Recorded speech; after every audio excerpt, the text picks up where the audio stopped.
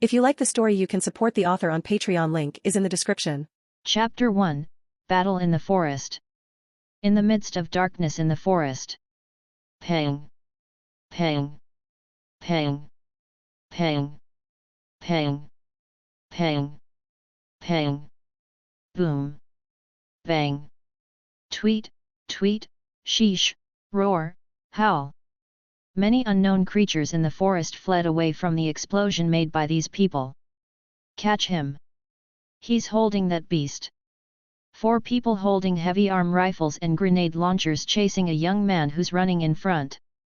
On the young man's sides, there is a small, bipedal creature with a pale brown-greenish body color, pointed tusks protruding from the sides of its mouth, and a purple collar around its neck resembling a reptilian creature. Meanwhile, a cute, small seahorse-like blue creature is perched on his head, and a serpentine beast with a sleek, primarily color blue body is in his arms. The serpentine creature is crying and attempting to break free from the young man's grasp, but he is too strong, and it cannot escape. These 3 beast creatures were Axu, Horsa, and Dratini. Traitor, come back here. Surrender yourself if you don't want to die. Return that beast, and we will kill it. Pang. Pang. Pang. Pang. Pang. Pang. Boom. Boom. The young man quickly moved to the right, taking cover near a tree, and used his extraordinary power to leap high into the air, avoiding the explosion. Cough. Cough. Horsa the Horsa on his head slowly opened her eyes, murmured softly, and then closed them again, seemingly unfazed. Axu. Axu. Axu, panting as he followed closely, gazed at him with a hint of concern in his eyes. Cough, cough. Don't worry about me, I'm fine. Ahihu, the little Dratini on his hand was struggling. Shut up. He didn't bother to talk with this little guy right now.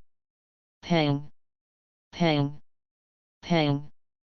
Tisk, it's so annoying. The young man pursed his lips with annoyance as he avoided the bullet coming to him.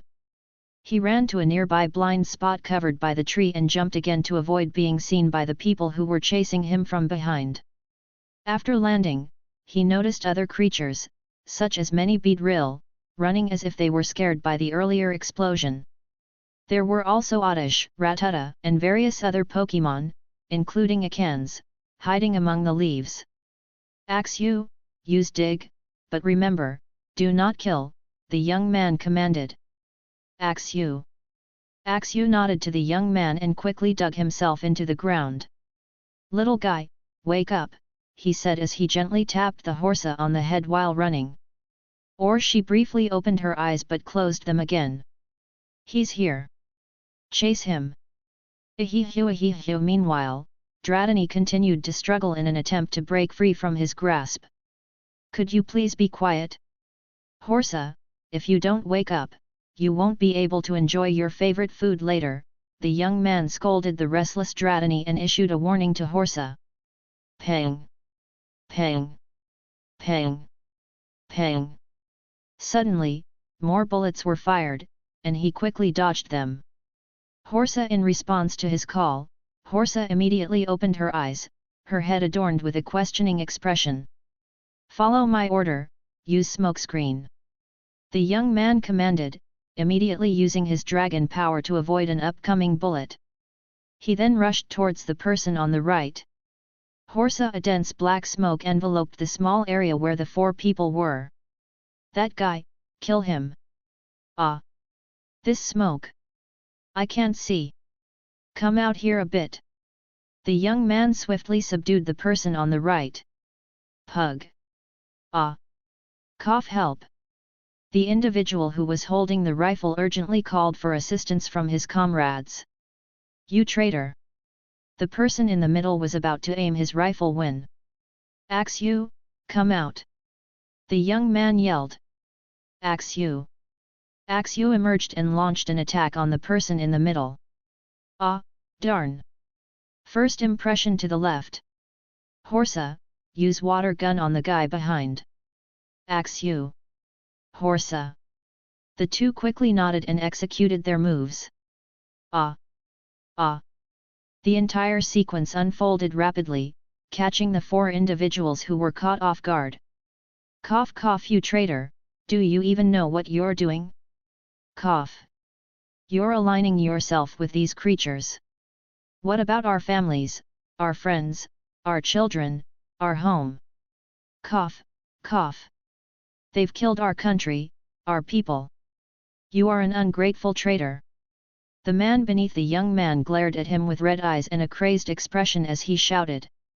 That's because you didn't bother to understand them, to communicate with them. The young man didn't continue his sentence when he heard the other guy laugh. Pu, ha ha ha ha ha, wah wah what? This is the funniest thing I've ever heard, coughed, ha ha ha ha. They destroyed everything, yeah, everything. Everything was gone. And you want us to understand them? Ha ha ha ha, you're a crazy maniac traitor. I want to kill you. The other guy, who was bleeding from Horse's earlier attack, was about to use his grenade launcher when Axu used Scratch against him. Ah! Cough, pu. The guy stepped back a bit and vomited blood. Dan! You shit! The man in the middle was about to rush toward the young man but was sent flying by the young man's kick. Cough, his back slammed into the trunk of the tree. Young man, you will regret this. Our humanity will become extinct, and you will regret it. You will regret it. You will regret it, you will. The man beneath him cried out with intense hatred towards the young man. I don't care anymore. Ah! The man in the middle also rushed towards the young man, but just like the previous guy, he was sent flying. Cough pu. Not only will humanity not become extinct, but we will thrive alongside these creatures that you call beasts. They will coexist with us and usher in a new era. They are called Pokémon, not beasts. Remember that. The young man spoke, but he received no response from the man beneath him. He then tilted the man's head and saw blood in his mouth. The man had committed suicide. And then suddenly he heard a huge explosion. Boom! What's that? The young man's breath quivered as he looked in the direction of the explosion. Ha ha ha ha, that beast should have perished, cough ha ha ha ha. That's our hidden weapon, ha ha ha ha. That beast should have died, cough, all of the beasts should die, they deserved it, cough ha ha ha. Serves it right, cough, ha ha ha ha, this is the revenge for humanity. The other man, who had been sent flying into a tree, laughed manically like a madman. You! Rage blazed in the young man's eyes as he tightly clenched his fist. He, kid, this is for humanity. We will stand our ground until our dying breath, until the ashes of our bodies leave this world. This is a world for humans, not for these monsters. Roar! A tremendous roar suddenly echoed through the surroundings. What?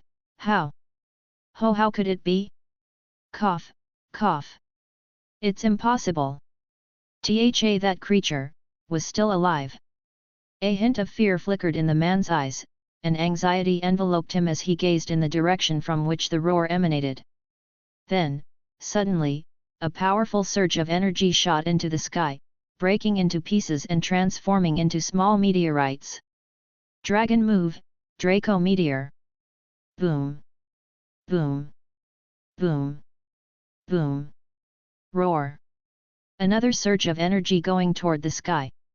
Another dragon move, Draco meteor. Boom! Boom! Boom! Boom! Roar! Roar! Dragonite! The young man's vision blurred, filled with tears, and pain gripped his chest as he looked at this scene. Axu! Horsa! The two little Pokémon's eyes also filled with tears as they looked in that direction. How could it be? Impossible, everyone, you must survive. Cough, boss, you must survive, for cough, for humanity. You damn! Rage fueled him as he kicked the guy with full force. He didn't even check if his body was fine. He looked around, feeling that something was missing. He looked at Axu, then at Horsa, and then, at... Where's Dratini? Axu, Horsa, where is that little guy? Axu. Horsa. Dratini, where is Dratini? The young man scanned his surroundings again, but he found nothing. Could it be? That **tard, follow him. There's only one direction where this little guy can go, what else besides his mother? Chapter 2, Must Rescue. On the other hand, the little Dratini rushed toward the direction of his mother, his eyes filled with worry upon seeing the earlier explosion. He immediately increased his speed, unaware that he was using an unknown move, extreme speed. When he arrived at the chaotic scene, he didn't bother to assess his surroundings and rushed toward his mother, who was lying on the ground. His eyes welled up with tears as he grieved over his mother's bloodied and bruised body. He was overwhelmed with sadness as he called out to his mother, but received no response. His mother, on the other hand, sensed her son's presence, though she couldn't see or move anything. Her strength had reached its lowest point, and she felt her vitality fading away with each passing moment. She scolded that young man in her mind. She had entrusted her son's safety to him, but look at what had happened, her son had returned. What if there were still enemies around who might spot her son? Her son had just hatched and had no battle experience, so how could he defend himself against the enemies? Although she felt a warm feeling with her son by her side, it still wasn't safe at all. Where had that young man gone? Had he also betrayed her? She felt truly helpless now, she couldn't feel her body and was on the brink of passing out. However, she forced herself to remain conscious with every ounce of her remaining strength. Where did you go? The little Dratini continued to shout but still received no response from his mother. His eyes filled with tears, and he curled his body beside his mother, crying helplessly. A few seconds later, the young man appeared with Axu and Horsa. You, **tard, why did you come back? The young man scolded the Dratini. He looked around and was shocked by what he saw. The battlefield was a chaotic mess, with many incomplete human bodies and dead Pokémon that had been inflicted in the battle. Hearing the voice of the young man, the little Dratini cried and rushed helplessly toward him, pleading for help for his mother. Okay, there, the young man said, patting the Dratini's head. Feeling the presence of the young man, the Dragonite sighed in relief and lost consciousness. Axu and Horsa rushed toward Dragonite. Axu felt sadness, while Horsa was already crying, mourning for her. They looked at the young man with the same pleading expression as Dratini earlier, begging him to help Dragonite survive. The young man's expression turned gloomy upon seeing Dragonite's condition. He patted Dratini on the head and set him down before rushing over to check on Dragonite. Dratini followed him with hope in his eyes. The young man activated his dragon power, and a green light appeared on his hand.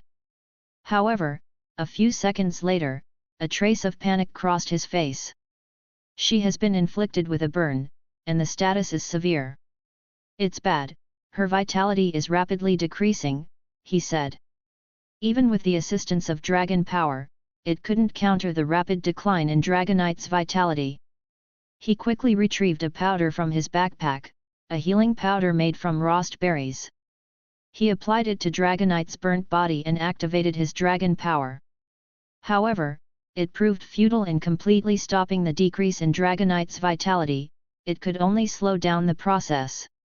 He quickly added the energy powder made from leppa berries, but once again, it wasn't enough. He added a potion, but it still fell short.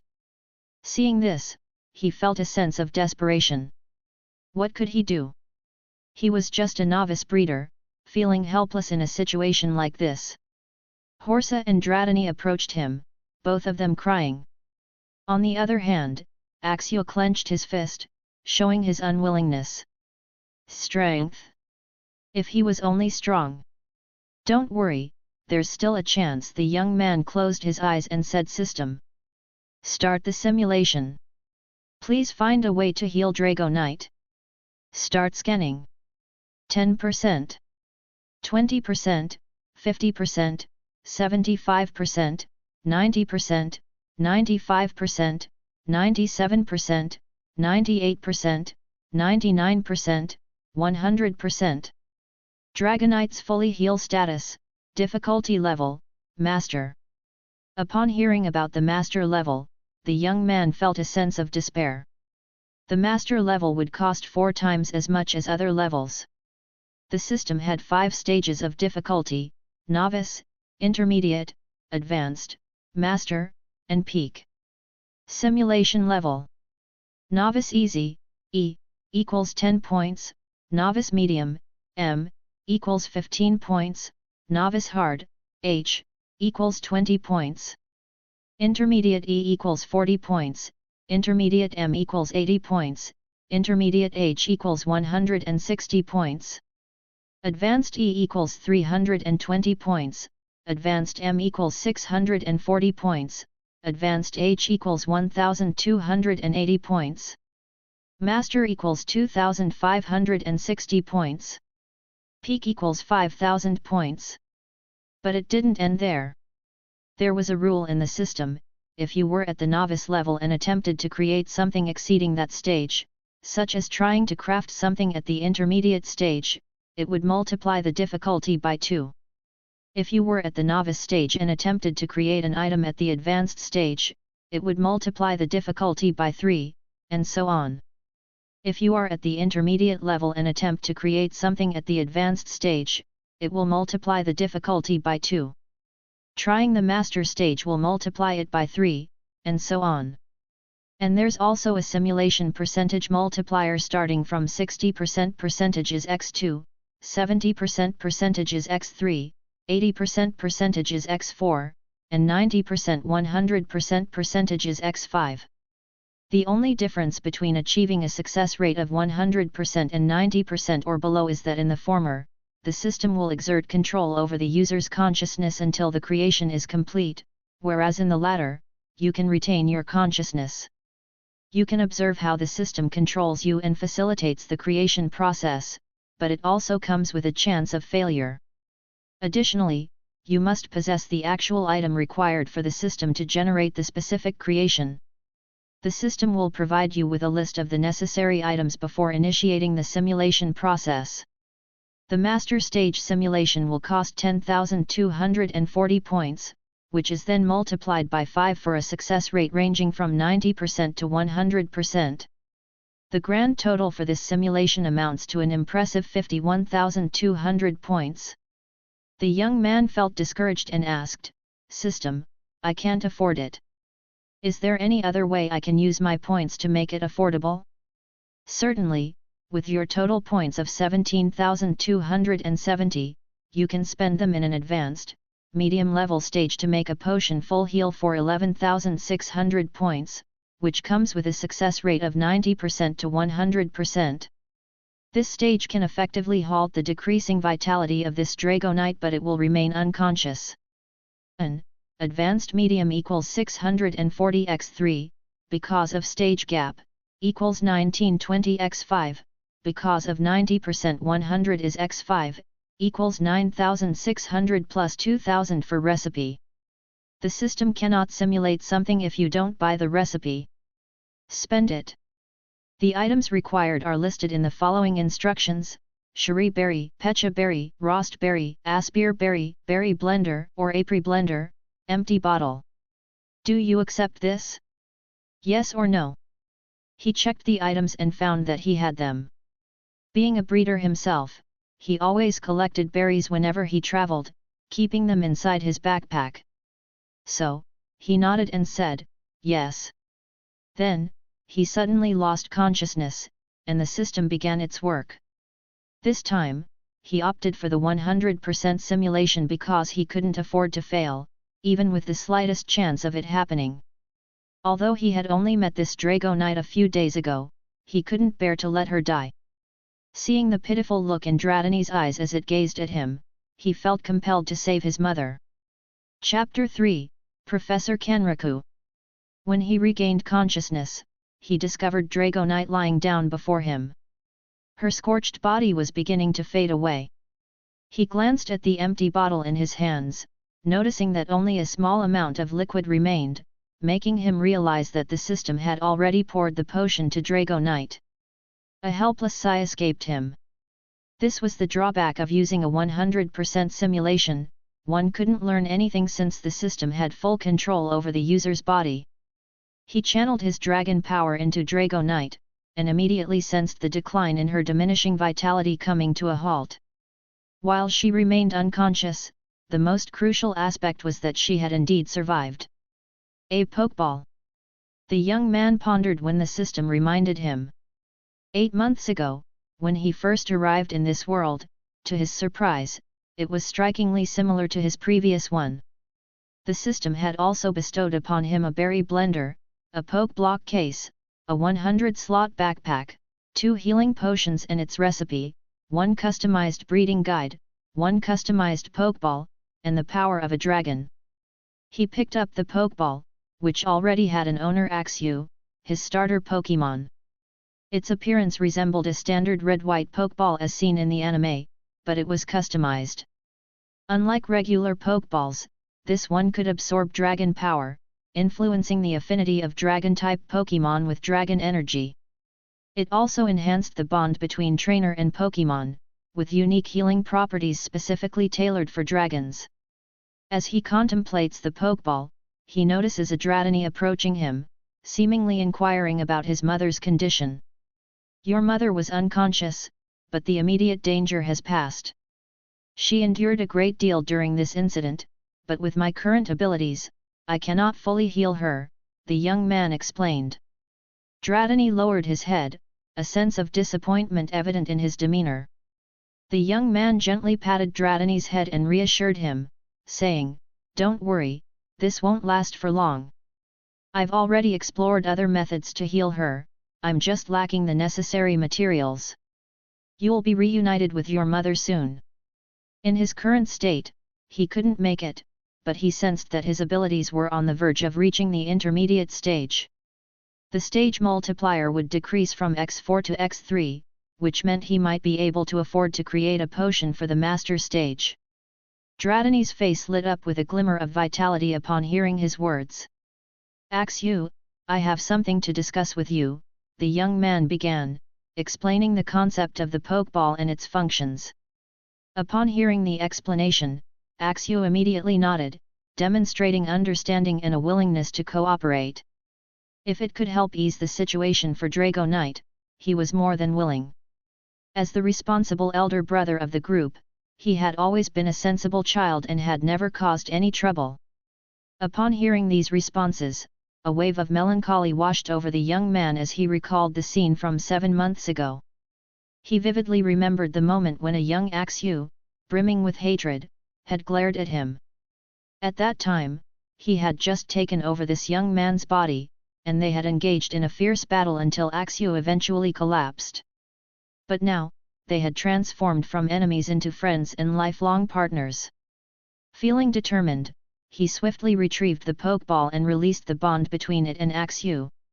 He channeled his dragon power into it, and after a few seconds, the Pokeball was reactivated. He then threw it toward Dragonite. "Let's go, it's no longer safe here," he urged. The chaos and destruction that had unfolded here were truly shocking. It was likely to attract even more dangerous Pokémon and potentially some people.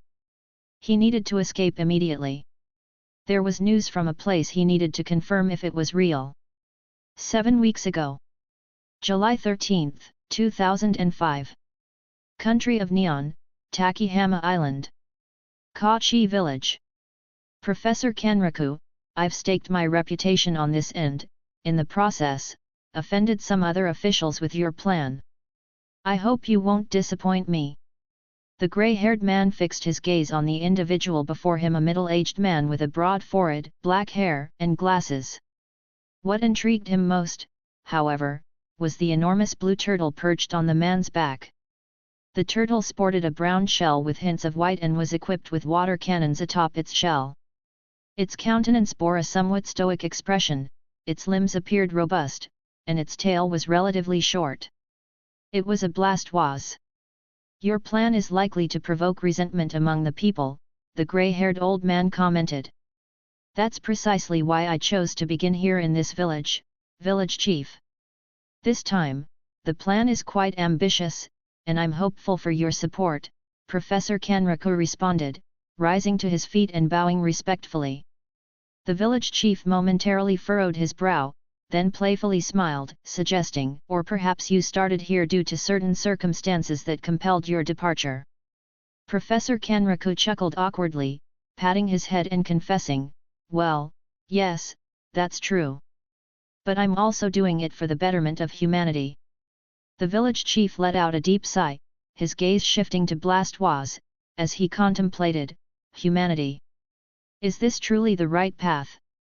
Engaging in conflicts like these will inevitably lead to widespread destruction across the world.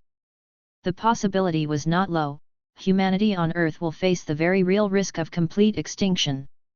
Instead of inflating our pride, it is wiser to humble ourselves and strive to find a resolution through harmony. This is the only correct solution, and I am certain of it, Professor Kanraku declared resolutely. Kanraku-san, I believe you know that the destructive potential of their power, the village chief commented.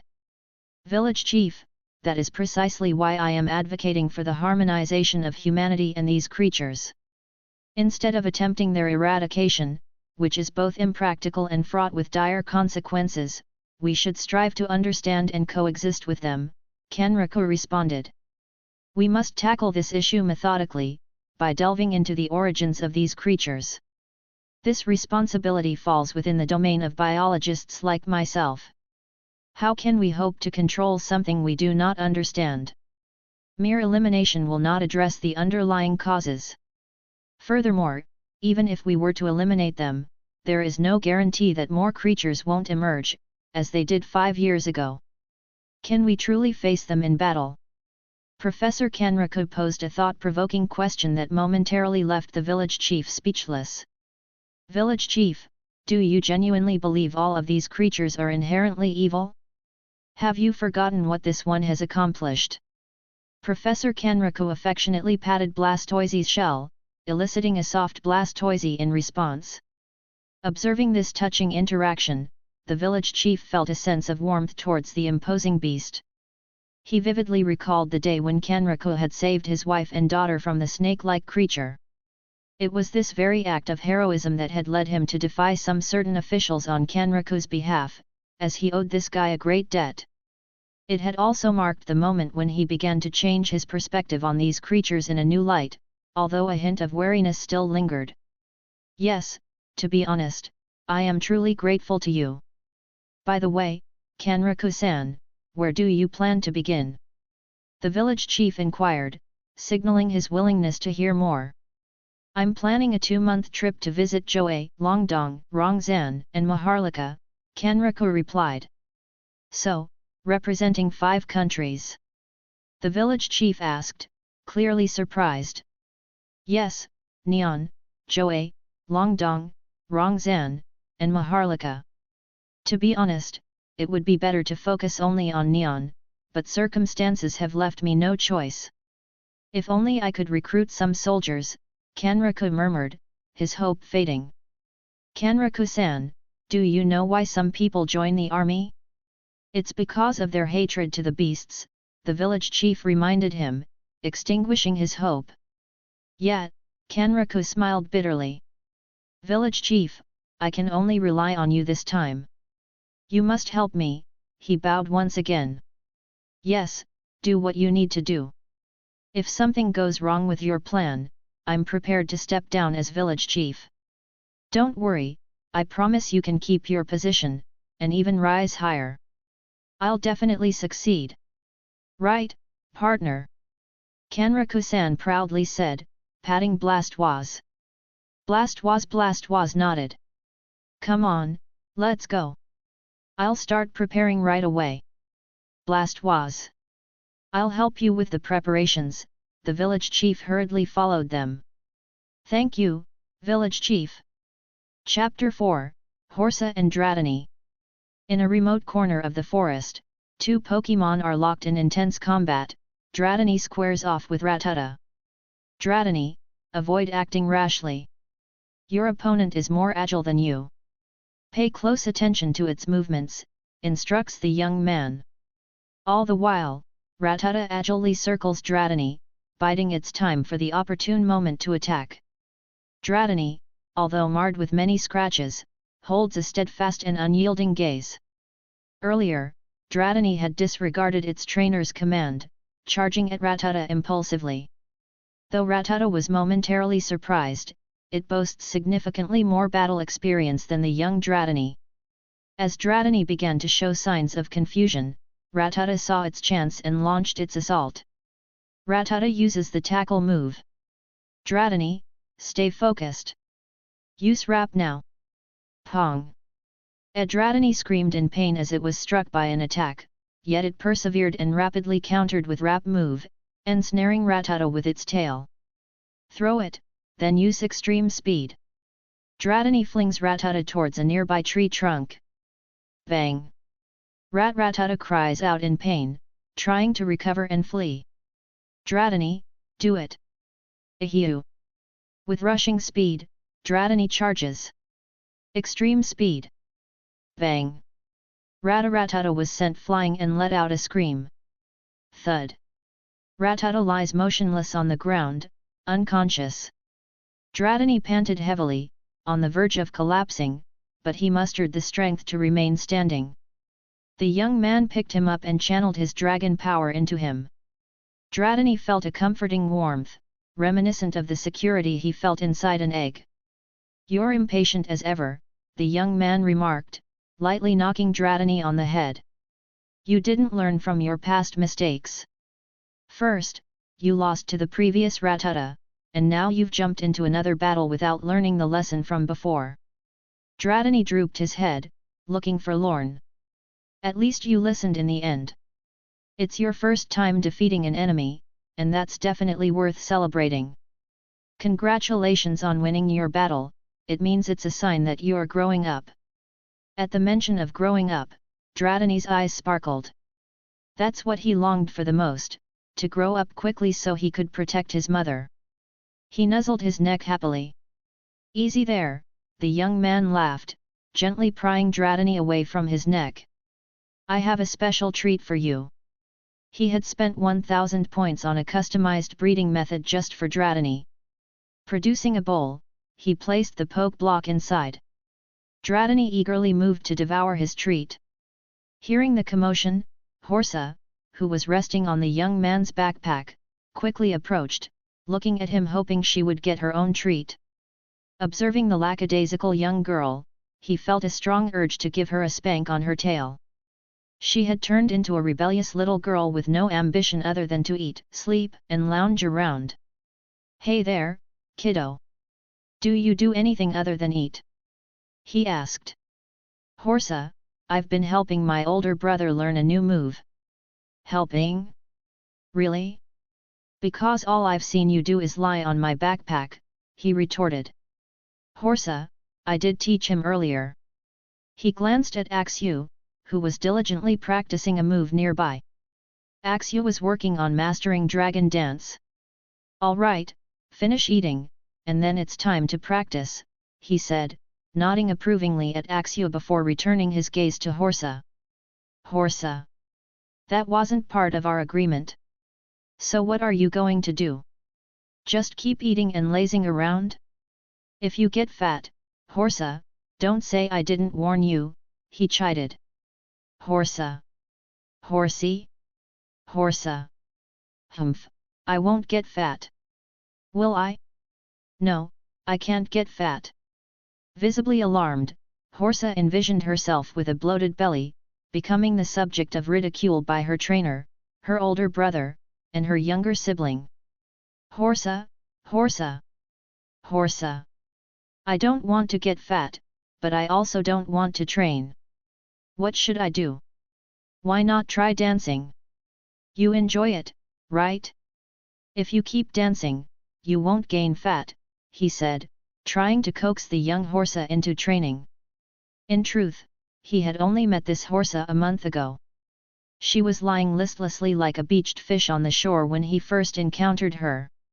Enticed by a delicious aroma, she followed it until she discovered him making something unknown to her. Although she didn't recognize what is it, she knew one thing: it smelled delicious. Initially, she had wanted to sneak closer, but the menacing Axu at his side deterred her. She trailed them discreetly until evening. Just as she prepared to use smokescreen to snatch their bag and make her escape, she realized that she had already become a target for the young man. With his dragon-powered strength, capturing a little horse was child's play. Normally, he wouldn't bother capturing a run-of-the-mill horse. Although somewhat rare, he could spot 1 to 3 horse in each city across Maharlika, even occasionally encountering a Sidra before making an escape. However, the stats of this particular horse astonished him. This little creature had learned 2 unique moves, Dragon Dance and Rain Dance. Pokémon, Horse. Level, 13. Type, Water. Ability, Swift Swim. Moves. Beginner level, Dragon Dance, Rain Dance, Water Gun, Smokescreen, Wrap. Although she lacked genetic abilities, having Dragon Dance and Rain Dance was extraordinary. He couldn't recall how many times he was trying to find a Pokémon who was capable of learning Dragon Dance, but this young creature had actually managed it. Initially, he tempted her into submission with a delicious berry, which really worked as he planned. However, when he asked if she would allow Axu to learn Dragon Dance, she flatly refused, citing it as tiring for her. It took him a week to persuade her to teach Axu some moves, under the condition that he continue cooking for her. All she desired was a peaceful life, yearning only to age gracefully like a salted fish. But after a few days of observation, he noticed something else. Aside from her tendencies for laziness and eating, she also had a fondness for dancing. A few weeks later, they encountered a gravely injured Dragonite, lying unconscious in a cave and cradling an egg in her arms.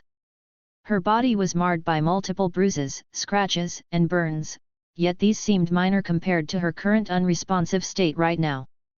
The young man immediately set about treating her wounds. As he doing the treatment process, the egg suddenly glowed, revealing a tiny Dratini inside. Unlike the current impatient and lonely Dratini they knew now, this newly hatched Dratini was remarkably energetic. The young man even prepared some food for the little creature. Though he was tempted to keep this pseudo-legendary Pokémon for himself, he was moved by the sight of the mother Dragonite protecting her egg, even in her unconscious state. He couldn't bear to separate them.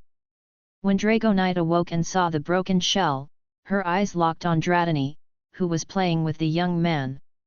Instantly, her demeanor changed to a killing intent. She let out a roar that made the young Dratini cry. After a few tense minutes, Dragonite realized that this young man was the one who had been treating her and her offspring while she was unconscious. She even noticed the disappearing wounds on her body, and there was a familiar warmth about him, akin to her own kind, like a dragon. However, recalling the cruel actions of humans, she suppressed her aggressive tendencies and left with her son. The young man understood her vigilance. The injuries she had sustained were clearly from man-made weapons. Who else could have inflicted such harm? There's one answer. Human. One day later, fate brought them together again. This time, Dragonite pleaded with him to take care of her son and warned him to get away as soon as possible. And the rest was history. As the young man looked at Dratini contentedly eating, he found himself lost in the memories of their past encounters. He looked at him and saw his stats. Pokémon, Dratini. Level, 6. Type, Dragon. Ability, Shed Skin. Moves. Beginner level, Extreme Speed, Dragon Breath, Wrap, Twister. Genetic skill, Extreme Speed, Dragon Breath. Chapter 5, Floyd. Horsa, Horsa. She sang. I don't want to get fat, so I'll dance. With that, she initiated Rain Dance.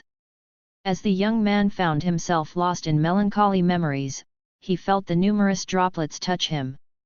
He watched her continue to dance in the rain. Though it didn't quite resemble a typical rain dance, but the weather seemed to respond to her movements. Perhaps it's because she's still so young, and her level is low, he mused, smiling at her performance. Her rain dance moves are like that of a small fountain, utterly adorable. Dratini had already finished eating and was about to begin training when the young man grabbed him, asking, "Where do you think you're going?" Struggling to express himself, Dratini conveyed that he was eager to train and grow stronger. "Slow down.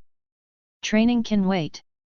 You're still young, and it's essential to establish a strong foundation first," said the young man as he activated his dragon power and began to massage Dratini's body. Though Dratini maintained a stoic expression, the pleasure he felt was seen by the young man. To be honest, for a newborn creature like Dratini, training isn't advisable. However, the young man was an exception. He possessed dragon power, which made it safer. Furthermore, Dratini had grown increasingly eager to start its training. The young man continued his massage before walking over to Axu. Pokémon, Axu, Shiny. Level, 34. Type, Dragon. Ability, Mold Breaker. Moves. Advanced level. Intermediate level, Scratch, Dig, Slash, First Impression, Taunt, Bite, Dragon Claw. Beginner level, Breaking Swipe, Taunt, Crunch, Assurance, Scary Face, Dragon Rage. Genetic skill, First Impression. Axu was close to evolving. Technically, he could force the process, but the young man had advised against it. Unlike Dratini and Horsa, Axu had nearly squandered his foundational skills when they first met. At that time, Axu was at level 19 and lacked any dragon-type moves. Aside from his shiny appearance and the unique skill Dig which he'd accidentally learned while escaping from his mother, he had nothing. It took the young man 7 months to rebuild Axu's foundation. Axu even acquired new skills like Dragon Claw, Breaking Swipe, and Dragon Rage. Dratini watched enviously as his elder brother trained for extended periods. He too yearned to train, eager to grow up, but he was under the care of this human. Nonetheless, the ambience was uplifting. "Dratini, have you learned?" Axu. Hearing the young man's question, Axu paused, looking apologetic, and shook his head. "Dragon dance is a bit hard. Rest for a bit, eat, and I'll give you a massage," said the young man, already setting out Axu's customized food. Horsa chirped, "Horsa, me too. I'm hungry and I want a massage." "Then you should teach your elder brother that move," the young man responded. "Horsa, that's too tiring. Do you want a massage?" the young man asked. "Horsa. Horsa. I'll do it. But you have to give me a massage. And my food better be delicious." All right," the young man said with a resigned expression, attending to the demands of all three of them. "Unconscious ratot, you didn't even care for me, crying face." August 29, 2005. Maharlika, Malibo City. Carpenter Town. Malibo City is situated on the northwest coast of the country. A young man navigates cautiously, avoiding crowded areas. Inside his backpack, 2 Pokémon are concealed, while an Axu, distinguishable by the iron ring around its neck, follows close behind him. Although the majority of people in the world hated Pokémon, there are some cases where there's a place where the beasts were allowed as long you have the iron ring on it. It is a status that this beast has the owner and their current identity is slave. The iron ring can deliver an electric shock whenever a beast starts to resist. The young man had no choice but to comply if he wanted to enter the town. Axu agreed and obeyed his command. Upon entering the town, he noticed crowds gathered to one side, seemingly engrossed in a cockfight. However, upon closer inspection, it became clear that the creatures fighting in the center weren't chickens but Pokémon, typically young or baby Pokémon, as people couldn't afford to catch larger, adult ones. At the moment, a Mankey was battling a Growlithe on the other side. This was no ordinary Growlithe but a Hisuian form Growlithe, which is a rock and fire type, putting it at a disadvantage against the fighting type Mankey. Beast dog, what are you doing? Hurry up, stand up, kill him. Bang! Roar! Growlithe struggled to stand. His will to continue waned, but he was encouraged by his master's voice, if you don't stand up, if you lose, forget about dinner. Who would have thought that a loyal Pokémon like Growlithe would be treated this way by humans? Ha! Henry, did you see that? This guy was a gift from my uncle. Are you shocked? Are you scared? Listen, beast, if you defeat that dog, I'll give you a nice dinner later. The word dinner made Mankey tense up, his eyes turned red as he glared menacingly at Growlithe. Growlithe couldn't afford to lose. The prospect of skipping dinner was unthinkable. He had to fight, but his body felt weak, and he no longer had the will to continue. Bang! Roar! The state of both Pokémon could only be described as dreadful. Blood splattered on the ground, inciting shouts, curses, and various noises from the crowd. Hey, beast, kill that dog! Ha, this is so fun! I don't care who loses. Even better if they both lose. As the crowd erupts in noise, Axew witnesses the scene, feeling a heaviness settle over him. His fists clench involuntarily, and a surge of anger courses through his veins. Although this isn't the first time he's observed such a situation, the intense emotion never ceases to boil within him. Despite this, he forces himself to remain composed. On the other hand, the young man remains emotionally detached, his face betraying no emotion. This is precisely why he chose to keep Horsa and Dratini away from the situation, opting instead to bring along only Axew, who is typically the most level-headed among them. As for the outcome of the battle, who knows? In this instance, bystanders aren't merely battling like what they had seen before, one man is even placing an oddish into a furnace. Another vendor is selling barbecued Pidgey and Rattata, while a Caterpie is being tormented by children who poke it with sharp sticks. Some people are watching an Axew who stands behind a young man. However, each time they sense the aura of the young man, they are filled with apprehension. Despite being only between 13 to 16 years old, the young man's presence and physique surpass those of his peers. The strength evident in his biceps and legs, they assumed he could easily overpower the average adult, causing onlookers to avert their eyes and forget about the Axew. Eager to leave this unsettling scene behind, the young man quickly heads for the tavern. Though he appears unfazed, his tense body and clenched fists betray his underlying anger.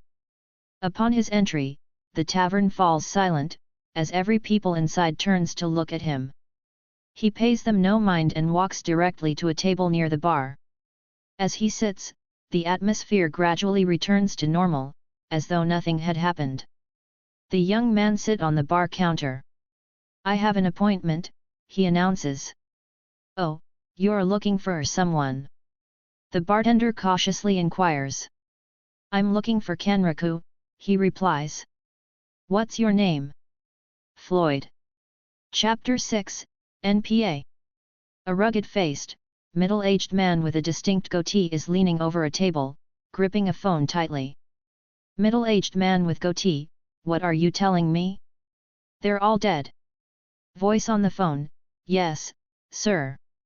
By the time we reached the scene, only a handful of mutilated bodies were left. We suspect the others were consumed by beats here. Middle-aged man with goatee, and where's the target we're chasing? Voice on the phone, it vanished, sir.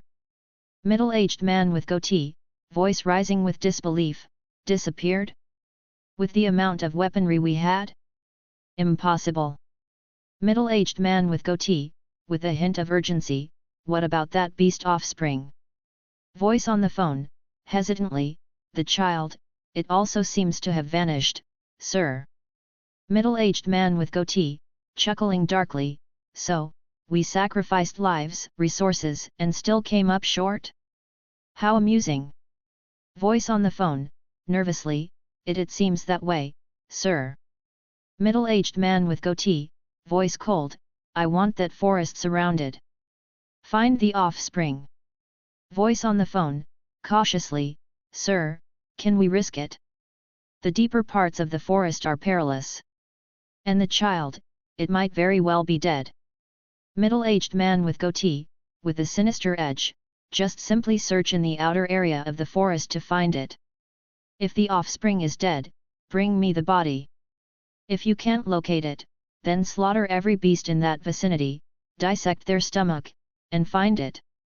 Voice on the phone, audibly swallowing hard, understood, sir. Middle-aged man with goatee, his voice dripping with threat, anything else you wish to report? Voice on the phone, stammering, and no, sir. Middle-aged man with goatee, bear this in mind, if you fail to locate it, your rank will be stripped. Consider it your just punishment. Voice on the phone, fear evident, I understand, sir. Hang up. The middle-aged man took a deep breath, his fist tightening as he quivered with indignation. The plan might take longer than expected, he muttered. Then, rising from his seat, he donned his uniform. A few minutes later, he appeared at the location within the base. Sir. 2 guards stationed at the door saluted sharply. The middle-aged man offered no response and simply proceeded inside. Roar! Roar! Splash! Splash! Inside the cavernous base stood a formidable beast, its scales gleaming a brilliant shade of orange, radiating both power and majesty. But for all its fearsome grandeur, the creature was bound, iron shackles clamped around its wrists and ankles. A weighty iron collar gripped its neck. Its wings, once symbols of freedom, were now mangled and bloodied, held in place by 2 thick chains. Encircling the central creature were 2 others of its kind, each trapped in a similar plight. Desperation filled their eyes as they struggled, but their chains remained unbroken. They were Drago Knights. Nearby, 6 individuals took malicious pleasure in the beast's torment, each wielding a whip that lashed out, marking the Drago Knights with fresh wounds. Splash! Roar! Splash! Roar!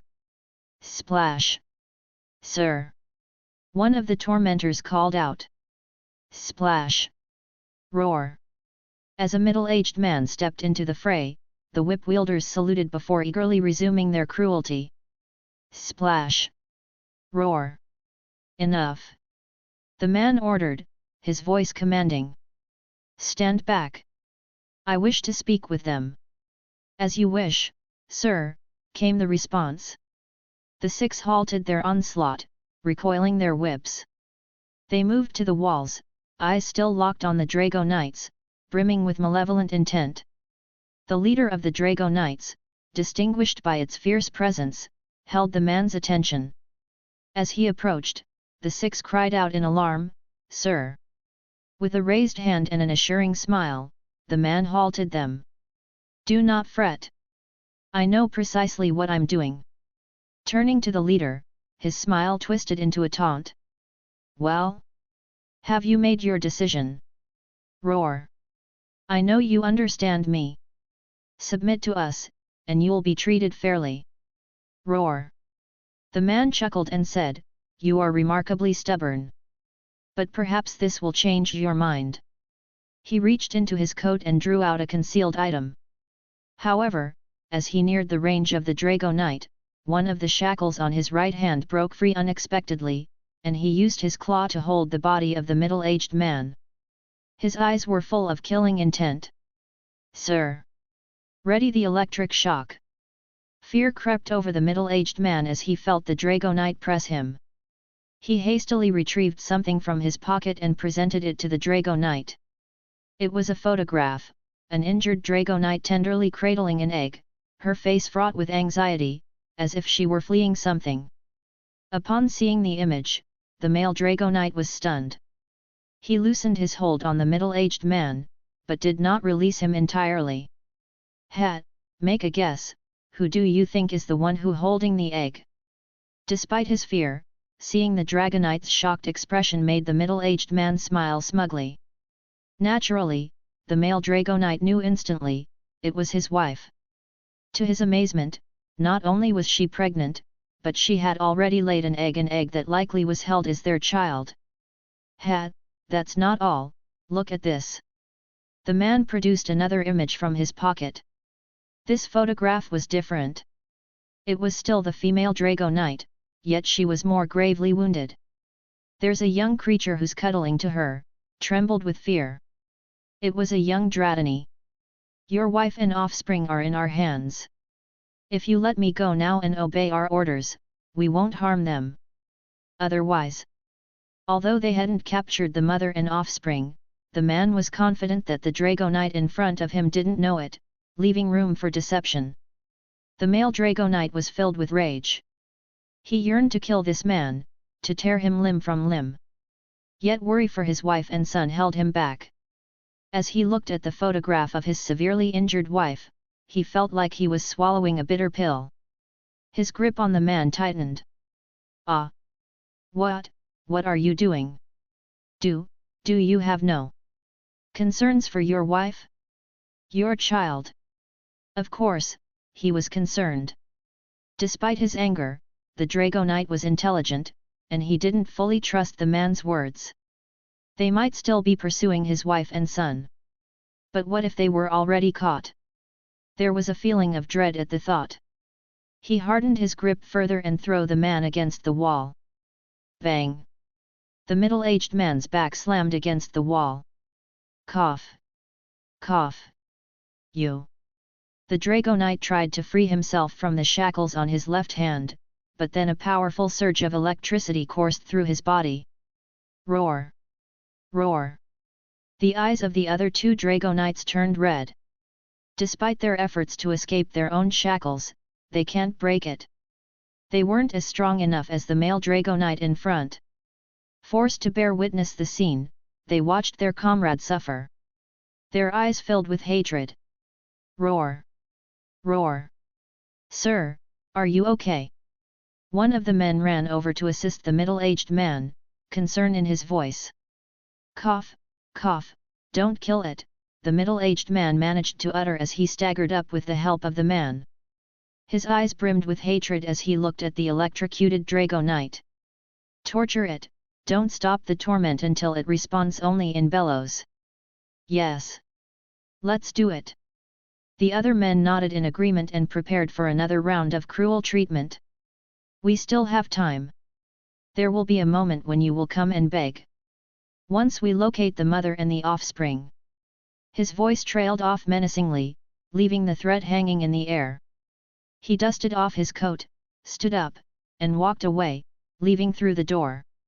The last sound he heard was the echoing roar of the three helpless beasts left behind. As he emerged outside, the logo on the side of the base wall became visible. It read: New People's Army. Chapter 7, Past. August 29, 2005. Country Maharlika, Malibo City. In a sprawling backyard, Suzuki Akiko from Nihon is accompanied by a medium-sized, blue, bipedal creature, a wartortle. Not far away, a local man guides a Rahorna beast shackled by chains and iron rings, its body encased in rugged, grayish-blue armor-like skin. Trailing behind them are 8 individuals. Some have brought their own chained beasts, while others have come empty-handed. Among them is Floyd, who gazes at the chained Pokémon Meowth, Eevee, and Swablu that they've brought along. Floyd's eyes shift to Suzuki Akiko, the owner of the wartortle. She appears to be in her late 20s, with black hair, a petite frame, and refined features. She stands, evidently waiting for additional people to arrive. Next, his attention turns to a teenage girl with disheveled hair and a grungy dress. She seems visibly anxious and uneasy, her eyes darting nervously among the people present, especially Floyd, who looking at her. The reason Floyd observes them isn't out of superficial attraction. One is clearly older, and although the teenage girl can be seen to have attractive features obscured by her current disheveled appearance and filthy dress, he doesn't care to dwell on that. What fascinates him is the unusual sight amidst the Pokémon present. Aside from his own Axew, Only 2 Pokémon, Wartortle and Swablu, do not bear lifeless expressions like the rest. Interestingly, these lively Pokémon are cared for by the 2 females. In a world where Pokémon are met with widespread animosity, there are always a few who offer understanding and compassion. Floyd surveyed a peculiar gathering. Among them was the son of Malibo City's vice mayor, Jonathan, who appeared to be in his 20s. Floyd couldn't grasp why such a prominent figure would be present. The group consisted of 8 individuals, although only 3 seemed to be the main focus. The remaining 2 acted as servants to the trio. 2 young male teenagers were Pokémon owners, while a young female teen seemed to be there just for amusement. "Check this out, Beast Cat, lie down and act cute," one teenager commanded. Meowth, Meowth complied, lying down and forcing a smile. "Humph, Beast Cat is such an unimpressive name. My Pokémon is named Josephine." "Isn't that right, Josephine?" Bye. Eevee offered a slight nod. "Josephine, spin around and show off your skill." Bye. Eevee hesitated momentarily. The owner smiles but does not smiling. "What's the matter? Can't do it." Bye. Bye. Eevee panicked, feeling the threat coming from her owner, and spun around hastily. The 2 male teens continued to brag about their Pokémon's cuteness and obedience. But Floyd saw the facade on these 2 Pokémon, their expressions hid a deeper despair. "That's so cute. I want one too," the young female teen gushed enviously. "No, young lady, it's too risky. The master forbids it," a male servant intervened, visibly anxious. "But they don't seem harmful at all," she argued.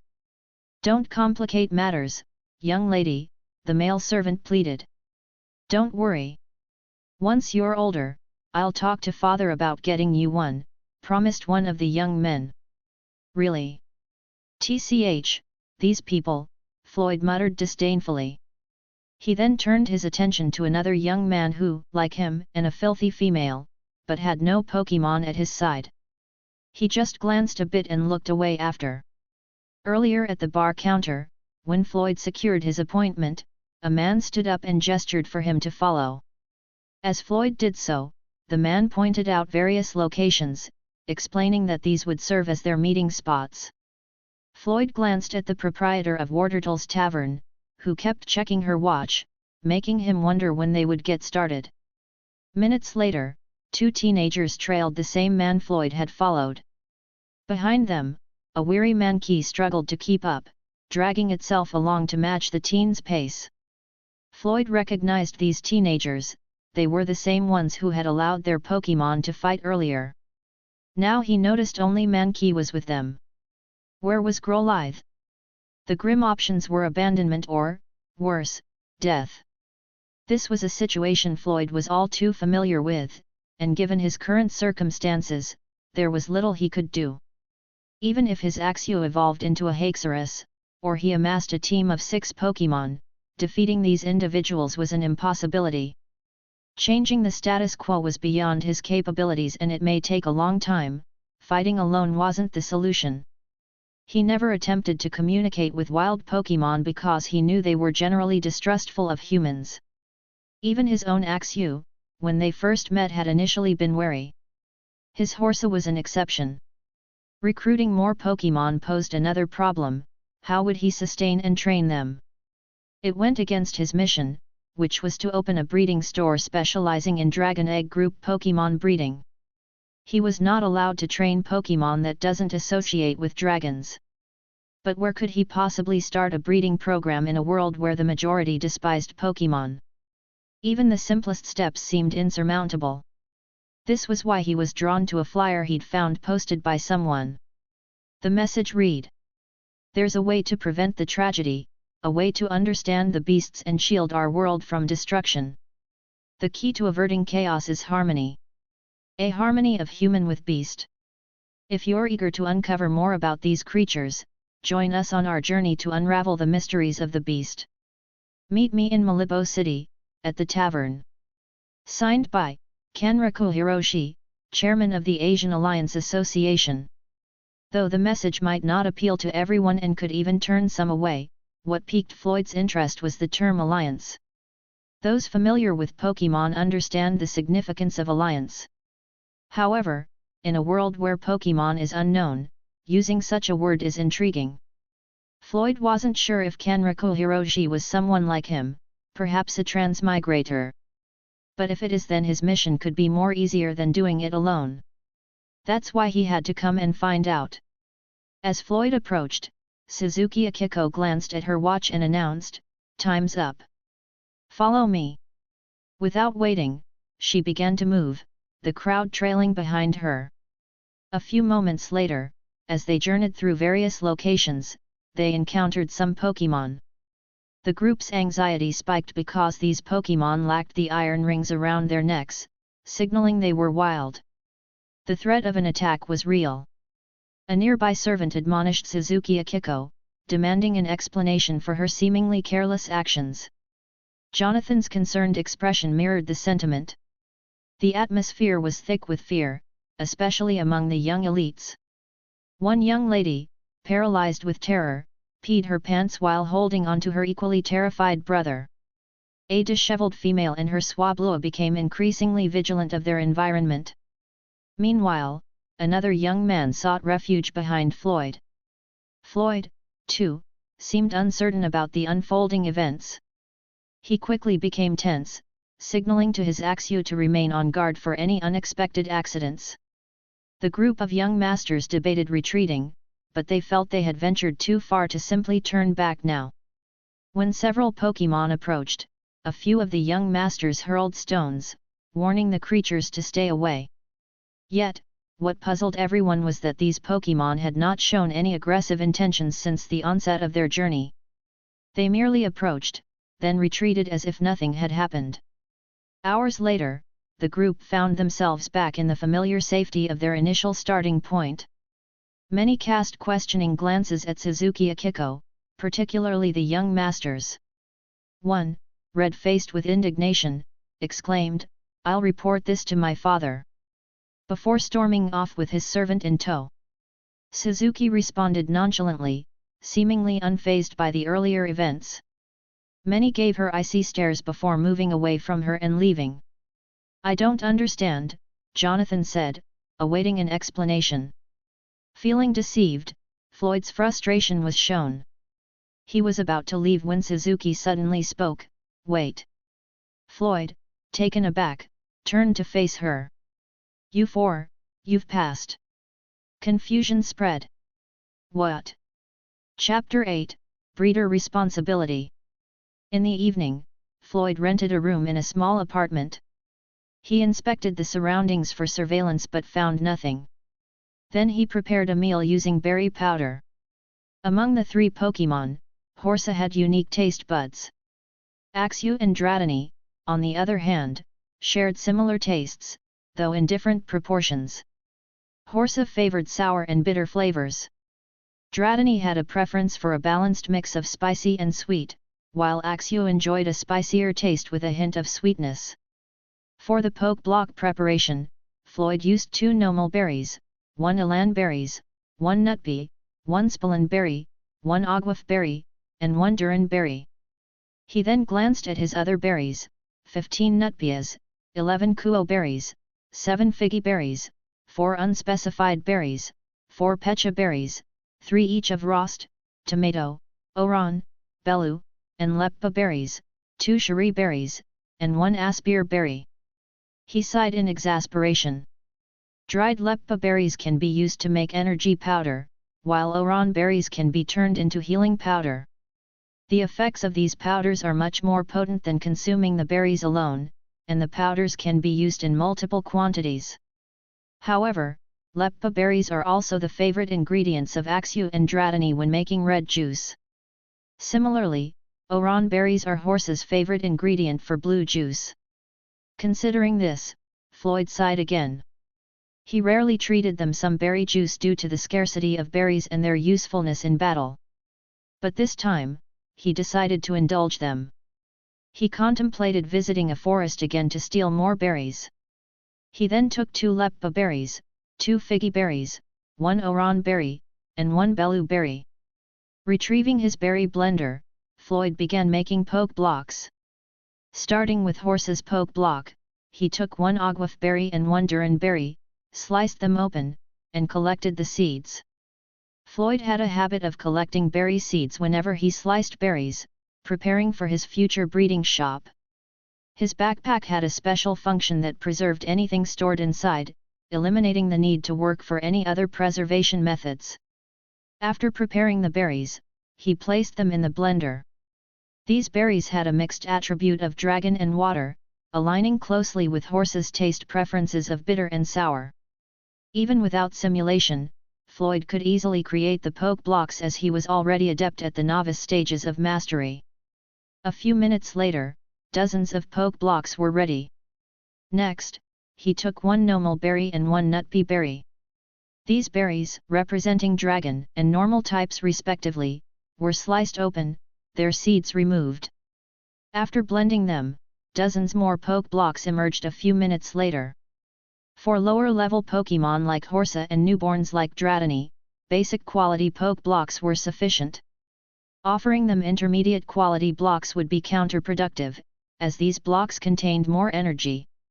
They could only consume them in smaller amounts. It was more beneficial to provide them with numerous basic quality poke blocks so they could fully savor each one. Lastly, for Axu, the process differed as he was creating an intermediate poke block. This required 3 berries, the normal berry, elan berry and spalin berry, which represented dragon, normal, and dark types. This selection aligned with Axu's learned attributes. The use of 3 berries indicated Floyd's intention to craft an intermediate, poke block, a process that required simulation assistance. He checked his point tally, which stood at 6,850. Over the past few days, Floyd, alongside Axu, Ft. Dratini, and Horsa, had worked hard to accumulate these points. Axu, particularly, had been the main contributor, followed by Floyd. Reflecting on their first encounter when Floyd had defeated Axu, he now realized that if they were to battle again, Axu would likely have a 70:30 advantage. The point system was straightforward: every time a Pokémon was defeated, points were awarded. Their highest single victory had earned them 30 points from defeating a male Nidoran. However, the majority of their victories yielded either 10 or 20 points. Floyd couldn't determine the exact level of the male Nidoran they had previously battled, but he estimated it to be around level 30. Based on this, he surmised that Pokémon between levels 1 to 19 yielded 10 points, those between 20 to 29 provided 20 points, and those at level 30 or higher gave 30 points. One limitation of the system was its stinginess. Floyd could only see Pokémon stats that are associated with dragons, either dragon-type Pokémon, those part of the Dragon Egg group, or non-dragon types that learned dragon moves. Another aspect of the point system pertained to tasks like breeding, potion making, etc. When Floyd created something without simulation assistance, the system evaluated his work and awarded points accordingly. So far, he'd mastered novice and managed to make some intermediate levels. Low-level or novice poke blocks earned him 10 points. He also managed to get 40 points for crafting an intermediate poke block, despite being a bit accidental, and earned him 40 points, though it's a 65% failure rate. Crafting items like healing powder, energy powder, and antidote powder also earned points. These items, considered intermediate level, required days of berry drying followed by powder extraction. Massaging his 3 Pokémon was another way to earn points, 10, to be precise. However, this method was more time-consuming than battles. As for potion making, he hadn't yet mastered it without simulation. This task was at an advanced level. He recalled Dragonite spending thousands of points and still not getting healed. Returning to the present, he set his simulation to 70%, using up 320 points, and began. Author notes, it's 960. I'm sorry. Earlier I thought intermediate was 3x, but nat, it's 2x. And I didn't add the simulation multiplier. Here's the calculation. Intermediate, H would cost 160 points. Since he's just a beginner and he's making intermediate, it would cost 2x. So basically, 160 x 2 equals 320. Then multiply again 3x because 70% simulator will multiply 3x. 60% 2x, 80% 4x, and 90% 100% 5x. 320 x 3 equals 960. This time, what he was crafting represented the pinnacle of the intermediate level, even featuring a Elan berry. This was the rarest berry he had in his bag. The Elan berry's special attribute is that when the holder is hit by a normal move, the damage is halved. Furthermore, the Elan is renowned for its strong spicy and sweet flavors. It's quite rare. Yet here was Floyd, using it to craft a poke block. Some might see it as wasteful. Floyd was already adept at this process, sensing that it would take only a few attempts to reach the intermediate stages. Once he achieved this intermediate level as a breeder, his expenses for advanced techniques would decrease. An advanced mastery that costs 3x the price would drop to 2x, and a master stage that costs 4x would reduce to 3x. By then, he might have the means to help the Dragonite mother since he can afford it. Minutes passed, and the intermediate poke block was ready. He then took 2 cherry berries and 2 figgy berries and placed them in a blender. Opting not to hit the 4 button, the result wouldn't be a poke block, but rather a juice devoid of any special attributes, just pure flavor. Soon after, a red juice emerged.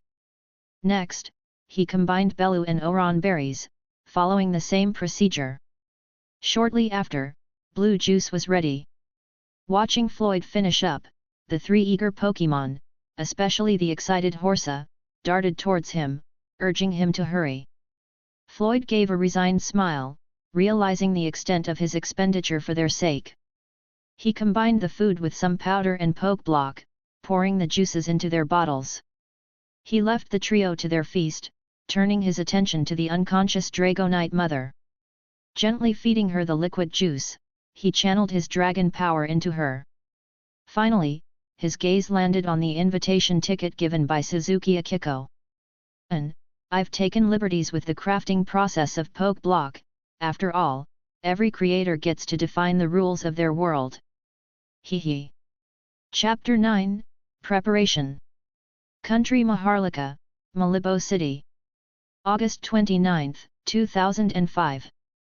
6 p.m. Floyd covertly navigated the dense forest with his 3 Pokémon. System, he began, locate any berries in the vicinity. A prompt materialized. Scanning for berries within Gordon's forest requires 1000 points. Use the points, Floyd commanded without a second thought.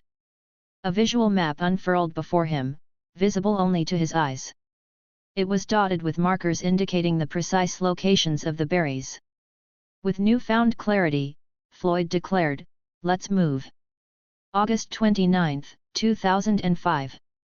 8 p.m. Inside a mansion, the dining room.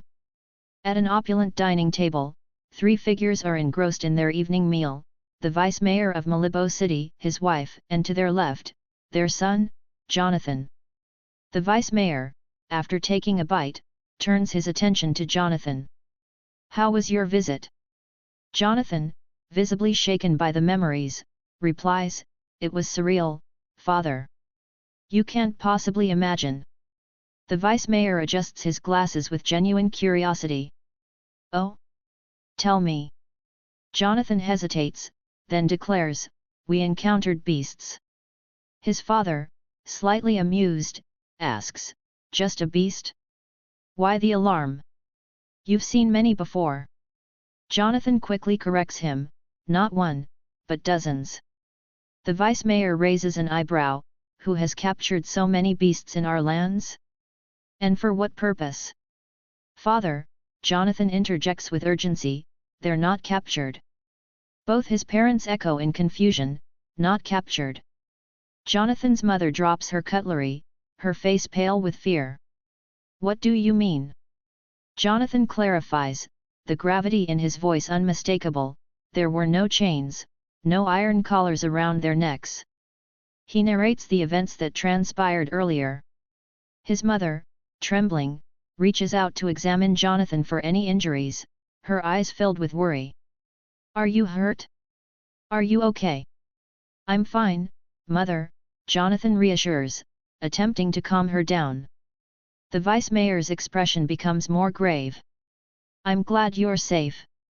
Jonathan, deep in thought, continues, "Father, these beasts didn't harm us from the beginning to the end of our encounter. It's surprising.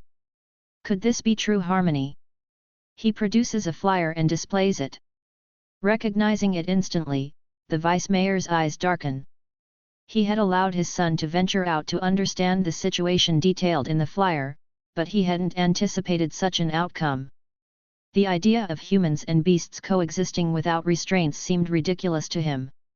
With rising anger, he retorts, "Don't be naive. There's no such thing as harmony with them. It's only a matter of time before they turn on us. All of these beasts. Whatever they've done, they must pay the price. They are destined to be our slaves for eternity." He stands up abruptly, his voice echoing in the silent room. "Bulletin but. Enough." His father's voice rang out sharply. Slamming his spoon onto the plate, he took a moment to wipe his mouth with a handkerchief and then stood, his expression stern. Snatching up the flyer, he declared, "I'll have my subordinates investigate this tomorrow. Forget about it. With one final admonishment, return to your room once you're done eating." He strode away. Jonathan could only manage a faint, "Yes." In response, his mother reached over, placing a comforting hand on his.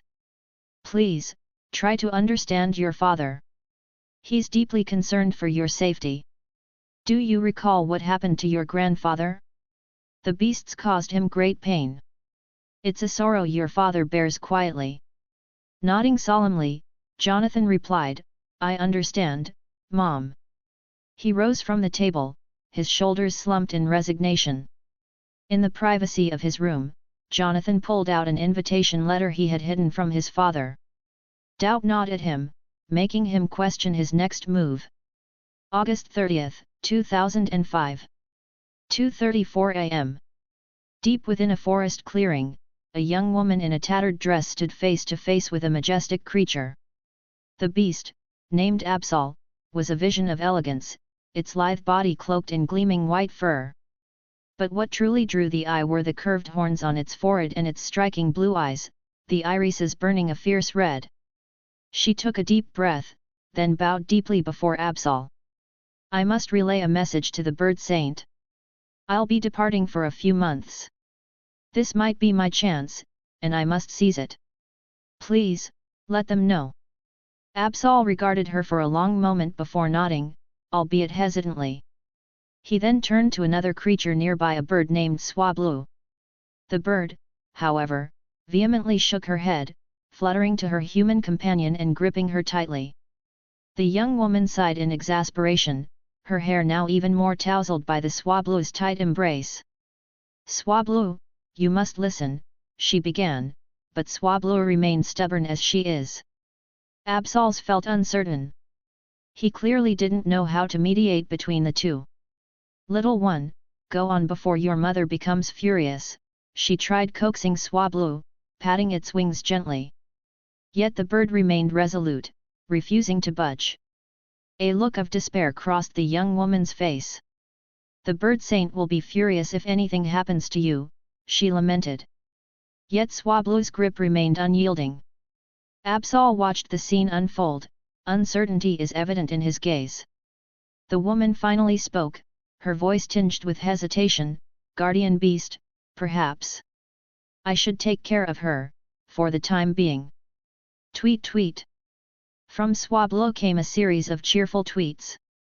She spread her wings and flapped them in exuberance, signaling her agreement with the proposal.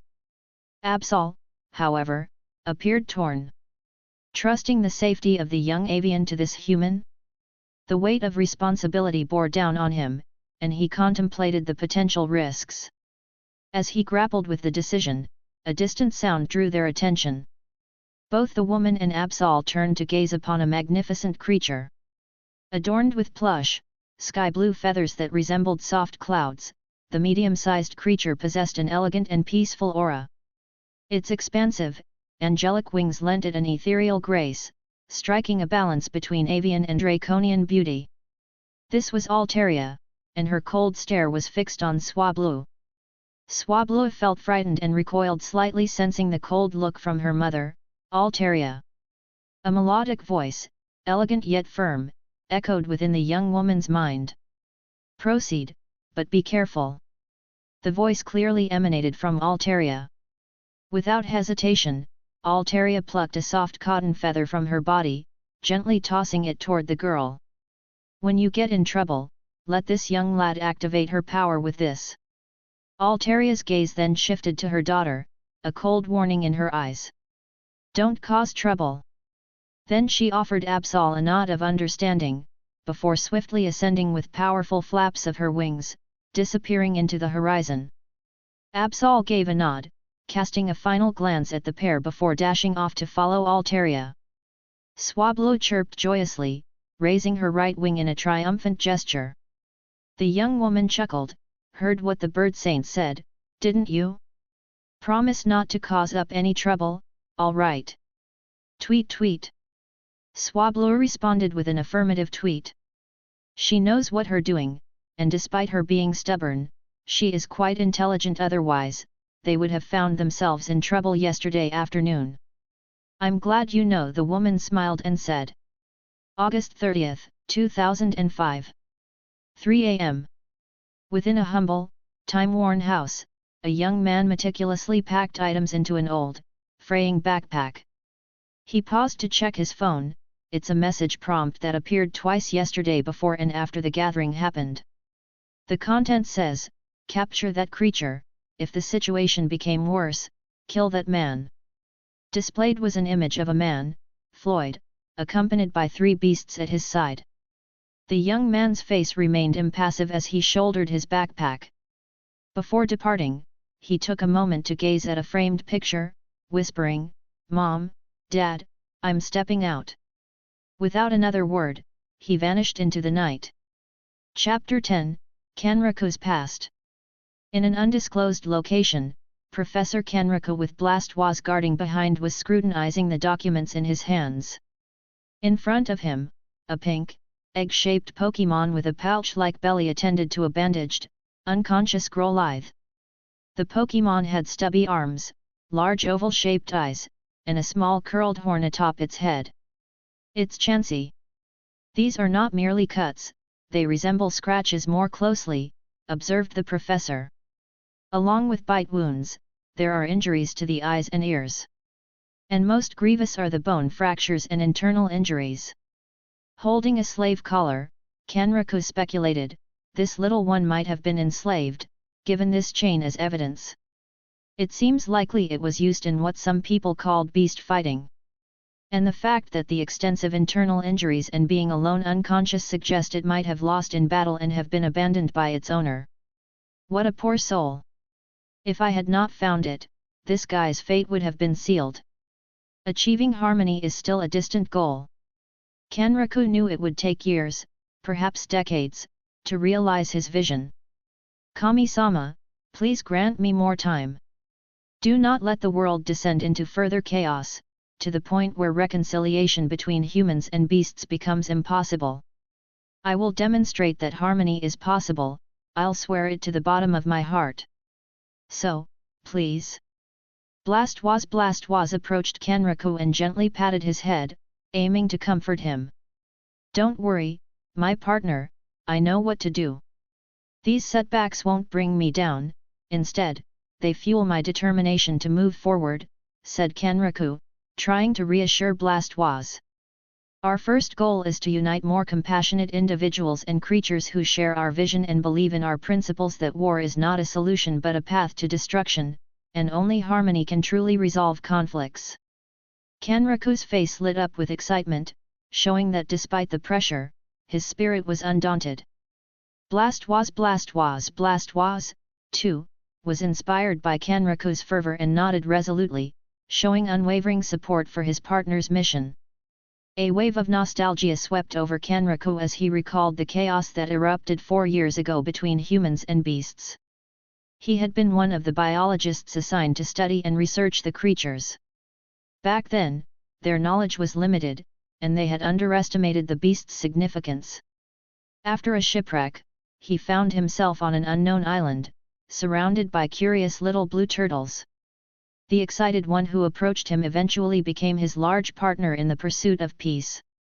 Kanraku was particularly fascinated by the beast's ability to evolve, a revelation that shocked many in Nihon. This led to misguided attempts by officials to capture baby beasts to prevent their evolution, further straining the relations between humans and beasts. Kanraku regretted revealing this information to the officials, as their extreme actions only exacerbated the conflict. Kanraku's regret over revealing information to the officials and their following actions became a turning point for him. This regret fueled his determination to demonstrate that harmony between humans and beasts was not only possible but essential. The misguided actions of the officials, who sought to control the evolution of beasts, had only deepened the rift. But Kanraku's resolve was unwavering. He was committed to mending this relationship and proving that unity could exist. Kanraku's unconditional support for the harmony between humans and beasts had irked the officials. They made the decision to exile him to a remote area in the south of Nihon, known for its dense population of beasts. It was a move intended to silence him, a place where they believed he would not make a noise. However, the officials had not anticipated Kanraku's resilience and the strength of his convictions. In this new environment, surrounded by both humans and beasts, he worked tirelessly to help a local village. He saved not only the family of village's chief but also other residents, providing aid and sharing his vision of unity between humanity and beasts. His efforts didn't go unnoticed, and soon, he started gaining followers. The villagers, witnessing firsthand the potential for coexistence, began to believe a bit on his ideas about harmony between humans and beasts. This unforeseen turn of events was something the officials in Nihon hadn't expected. Far from silencing him, their actions had only served to amplify Kanraku's voice and further his mission. His determination to prove that unity between humans and beasts was not only possible but essential, continued to grow, fueled by the challenges he faced. Chansey, interrupted his reflective thoughts as he felt a tug on his pants. Looking down, he saw Chansey's worried expression. Smiling warmly, Kanraku patted her head, reassuringly saying, "Don't worry, he will wake up soon." "Thanks to you, Chansey." Chansey blushed at the praise and shook her head modestly, her eyes still filled with worry for the unconscious Groliath. Although his condition remains severe, he has survived the dying state. He's already dying, but it may take a long time for him to awaken. We're lacking a certain berry.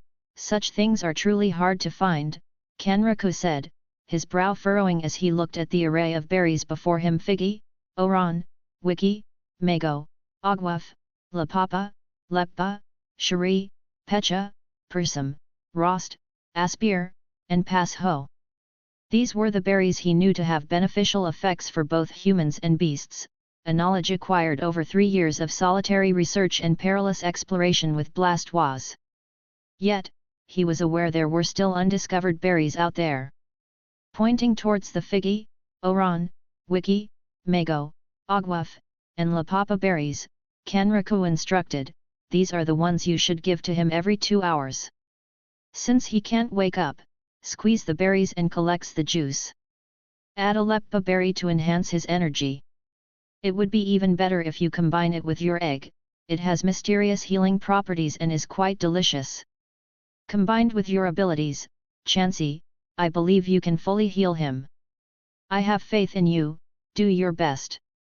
Tears welled up in Chansey's eyes as she felt the trust from the human before her. Her past had been marked by tragedy, having experienced the ruthlessness of humanity. Only a few days ago, life had seemed meaningless under the control of her previous owner. Now, unexpectedly, she found herself rescued by a man who exuded an aura of being kind. He had a presence that drew her closer, making her want to be near him. Feeling his support, Chansey became determined to heal the little fellow. Suddenly, there was a knock at the door. "Come in," Kanraku permitted. A woman and a wartortle entered, saluting respectfully. "Professor Kanraku." "Wartortle." The Pokémon saw Kanraku and immediately rushed to hug him. "Oh, there, Kanraku," used to the affection, patted her head. Blastoise. Blastoise saw her child being clingy and scolded her for not noticing her biological father. Wartortle, feeling the reprimand, Wartortle rushed towards her father. Blastoise snorted as he received his daughter, feeling a hidden joy. Kanraku watched the happy scene and approached Suzuki. "Oh, Suzuki-san, have they arrived?" His voice was tinged with excitement. "Yes, Professor Kanraku, they are outside, but there's a problem," Suzuki Akiko replied, her expression troubled and hesitant. "What is it?" Kanraku's brows knitted in concern. "Someone's causing trouble outside." Chapter 11, Meet Again. August 30, 2005. 5 a.m. Early in the morning, Jonathan stepped out of his house, bringing nothing with him except the clothes he was wearing and a hidden invitation ticket in his pocket. He chose not to bring along his Rahorn slave to avoid arousing suspicion. Some servants, who were awake early, were surprised to see him leaving at such an hour, and Jonathan gave them the reason that he was heading to a friend's house. However, the real reason for his departure was his burgeoning curiosity. The servants did not doubt his explanation and genuinely believed he was simply going out, as Jonathan did not bring anything that looked suspicious. To be honest, Jonathan did not truly care about the beasts or the harmony between humanity and beasts, but the anomalies he witnessed in the beasts the day before and the mysterious manner in which Suzuki was screening people had significantly piqued his curiosity. It seemed as if they were hiding something substantial. Thus, he wanted to meet the elusive Kanraku Hiroji in person and then make a final decision about whether he would go. Malibu coastline. Early in the morning, Floyd reached the meeting point, his clothes torn in places and his face somewhat dirty, with black spots here and there. Axu, following him, looked a bit exhausted. The reason for their disheveled appearance was the trouble Floyd had encountered earlier. Initially, he just wanted to take advantage of some Pokémon sleeping at night, but unexpectedly, in the midst of stealing berries, he encountered a family of ghost Pokémon, Gengar. The pranks they played and the ruckus they created woke up several other wild Pokémon. Discovering their berries gone, these Pokémon were filled with rage and set out to find the culprit. If not for his space backpack, carrying all those berries would have been tantamount to courting death. The most troublesome aspect was that these Pokémon harbored a strong animosity towards humans, and nearly all Pokémon Floyd met attacked him on sight. Complicating matters further, the Gengar joined in the chaos, playing pranks not only on him but also on other Pokémon. The situation escalated to the point where Floyd and his Pokémon were surrounded by numerous Pokémon of levels 10, 20, and above 30, as he estimated. Knowing that he and Axia wouldn't stand a chance, he decided to release the unconscious Dragonite. Although it was unconscious, the aura that Dragonite emitted was intimidating. The sight made many Pokémon retreat in fear, assuming it was sleeping, and fearing the consequences of waking it up, they fled. Even the Gengar family disappeared. In fact, they were the first to vanish upon sensing Dragonite's aura. There, without taking a moment to rest and with a tired expression on his face, Floyd appeared at the meeting scene on the edge of the coastline where only a few ships rarely docked. Currently, he saw just one ship, measuring 220 feet in length. Compared to cargo or passenger ships, it might be smaller, but given that only a few were expected to come, this ship was considerably large. As he walked, he noticed a young man and a woman in a grungy dress he had met the previous day. He was surprised by the woman's appearance. Unlike before, with disheveled hair, her hair was now neatly arranged to shoulder length, revealing brown eyes and a straight yet slightly curved nose that couldn't be seen previously. Despite her worn-out dress, her beauty was striking. Floyd had anticipated her to be attractive, but he hadn't expected her to be as breathtaking as a goddess. He stopped looking at her when she noticed his gaze and bowed her head embarrassingly. She seemed to feel insecure whenever he looked at her. Then, he turned his attention to the young man who, just like before, remained silent, a gloomy aura surrounding him. He didn't see the vice-mayor's son, so it appeared he might be the last one to arrive, or perhaps he wouldn't come at all. Floyd glanced around the surroundings and, not seeing Suzuki Akiko, quickly found a seat to relax a bit. As he sat down, he felt a sudden movement in his backpack, and a Dratini's head popped out, its face showing a grievance. It hadn't experienced much battling earlier when Floyd had suddenly put it in the backpack due to an accident. "Ahu," it complained to Floyd, expressing its dissatisfaction. The woman observed this scene, feeling an urge to hug the Dratini and accidentally murmured, "So cute." But she immediately covered her mouth with her hands and looked away, embarrassed by her remark. Tweet tweet. A swablu, which had been behaving at her side, pouted as it watched the scene and made a noise, asserting that it was cuter. Although the woman didn't understand its words, she sensed its dissatisfaction and hugged it. The young man's eyes flickered when he saw the creature, but he didn't act impulsively. Floyd, preoccupied with calming the little Dratini in front of him, didn't notice their reactions. Then, he heard crunching sounds from his bag and, feeling a sense of premonition, he opened it. Crunch crunch. Inside, he found Horsa munching on his custom-made poke block. "You little rascal, have you eaten it all?" Floyd abruptly pulled out Horsa and peered inside his backpack, finding only half of Horsa's poke block remaining. Veins popped on his forehead. This little creature had consumed a whole week's rations in less than a day, not even 12 hours. "Horsa, it's delicious." Horsa's belly was bulging, and bits of poke block were still around her mouth. "You little rascal, do you realize that was supposed to last you the whole week? You've eaten half, what will you eat for the remaining week?" "Horsa, then make some more, there are plenty of berries inside." Floyd could feel his anger boiling up inside. Noticing this, Horsa looked up at him with teary eyes, acting cute. Floyd felt a strong urge to scold her and spank her tail, but seeing her cute expression, he relented. "Fine, but this is the last time." He then began preparing food for them all. While distributing the remaining poke block to Axu and Dratini, he noticed a decrease in Dratini's portion and shot him a look. Dratini felt his gaze, shivered slightly, snorted, and looked away as if nothing happened.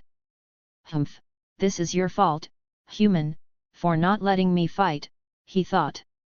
The young man and the woman were surprised by this harmonious scene, they hadn't expected to witness such a joyful atmosphere among these four individuals. Even Suzuki Akiko, who had just appeared with her Wartortle, was paying close attention to them, especially Floyd. He actually has two other creatures with no iron bind around their necks? And he doesn't even seem scared. This scene genuinely took her aback. Although her Wartortle was similar, she knew they had a bond. She wouldn't dare try to tame any creature other than her Wartortle. Even though her perspective on the creatures had eased due to incidents in their previous villages, she still didn't dare to tame others. Only Kanraku-san and, this man, could do so. Perhaps this was what Professor Kanraku termed the harmony between beasts and humans. While they were all engrossed in this scene, a group of individuals approached them. Chapter 12, Trouble Came. While Floyd and his Pokémon were enjoying their meal, he heard the distinct sound of loud footsteps. Turning his head, he spotted a group of people in the distance, seemingly looking in his direction. Floyd wondered if he was the object of their attention but quickly dismissed the idea, as he hadn't had any trouble with anyone. Seeing the group approach, Suzuki frowned and walked towards them, inquiring, "Is there something you need here?" She was well aware that this group wasn't on the invitation list, making her wary of their presence. "May I ask why you are here?" "I am Samuel Rodriguez, a captain grade hunter of the Blood Smoke Association," came the response. A hunter. The profession of a hunter originated in Europe and eventually spread across the world, though it remained largely unknown and hidden. However, with the breakout of beasts 5 years ago, this profession was legalized by governments worldwide, along with some private sectors. Despite the challenges in gathering information and communication due to the beasts' interference, countries adapted and initiated plans for hunters. This profession became an industry balancing benefits and risks, serving both parties well. A hunter's job is to complete tasks from either the government or personal clients. The hunter ranks are, starting amateur, captain, elite. We just have some business with someone here, Samuel replied with a light smile, proceeding forward as his group followed. Hearing the word hunter, Suzuki became alert and quickly followed him, asking, "So, who are you looking for?" The majority of hunter tasks involved dealing with beasts. Hunters emerged due to the appearance of these creatures, with the primary missions being to kill or capture them. Suzuki grew concerned, fearing their goal might be to eliminate all the beasts in the forest. Samuel didn't respond to her query and continued towards Floyd. Meanwhile, Floyd's eyes narrowed as he realized the group was indeed approaching him. So, they really were coming for him. But why? Had he provoked something?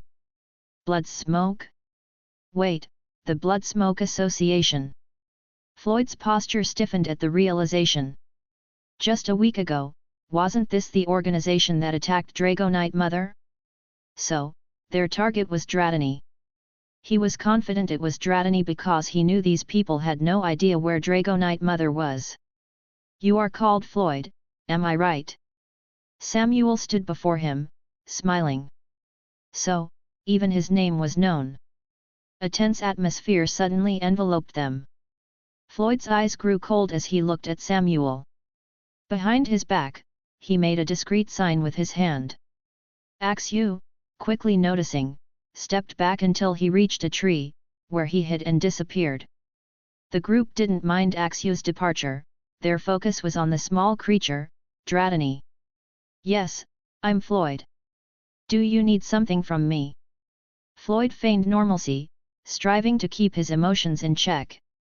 Internally, however, he was on high alert. He secretly observed each one of them, making sure not to make it obvious. His expression darkened upon spotting the heavy machine guns, bombs, and firearms they carried. These people were serious and had not underestimated him. Floyd assessed the situation, developing a plan, though he knew executing it would be challenging. Samuel didn't waste time and, shifting his gaze between Dratini and Floyd, asked, "Is this yours?" "Yes, it's mine," Floyd responded calmly, awaiting Samuel's reaction. Feeling the greedy stares fixed on Dratini, the latter grew angry rather than fearful, especially towards these humans. He suppressed his anger to avoid causing trouble for Floyd. As for Horsa, she lay on the side, her belly bulging. Seeing her stomach in such a state, she recalled Floyd's warning about becoming fat. "Horsa, I don't want to get fat," she expressed her concern. Looking at the menacing group, she thought that fighting them would be good exercise, and exercising would prevent her from gaining weight. "But I don't think it's yours," Samuel declared with a smile. "Hey, not mine." Floyd's face grew solemn, his expression became cold. Unperturbed by Floyd's intimidating demeanor, Samuel continued, "There's no proof that it's yours. There should be an iron collar around its neck to prove ownership. Coincidentally, we have a mission from a client who's missing a pet that looks like it," he pointed at Dratini. Suzuki foresaw the impending trouble. These people were clearly here to stir up conflict. She clenched her fists, uncertain of what to do. Even she and Wardle were not match enough for these people. If only Professor Kanraku were here. She felt an urge to go and fetch him immediately, but what would happen to Floyd in her absence? She had a favorable impression of him, especially based on his earlier interaction with the beasts. She didn't want this potential ally for Professor Kanraku to come to harm on this mission. But what could she do? Floyd mentally counted each one of them, 4, 5, 7, 8, 9. 9 people in total. Dratini, having overheard Samuel's words, could no longer control himself and immediately used extreme speed. Po! Samuel was caught off guard, and those behind him didn't react in time. Although Dratini was still young, his strength was already comparable to an adult Pokémon. Pokémon, being what they are, obviously outclassed humans in physique. Without hesitation, Floyd quickly approached the one carrying a heavy machine gun, punched his stomach, then swiftly delivered a kick to his side where another person stood. He then threw the guy he was holding into a crowd of 4 people. Floyd's fitness was already 4 times that of a regular human, showcasing his impressive speed. Axew! Floyd shouted, and the ground suddenly shook as Axew appeared ready to attack.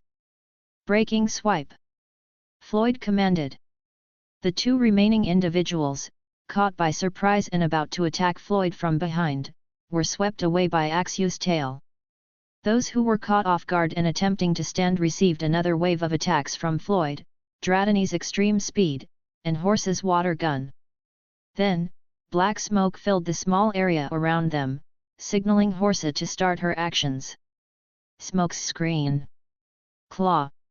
Floyd commanded again, as Axew used Dragon Claw on another person. Miss Suzuki, everyone, get out of here, I'll take care of it. Floyd shouted. On the other hand, Suzuki, the woman with Swablu, and even the young man who had been preparing to sneak attack Floyd were all dumbfounded. Everything had happened in a blink of an eye. They looked at Floyd, shock written all over their faces. The young man was relieved he hadn't acted otherwise.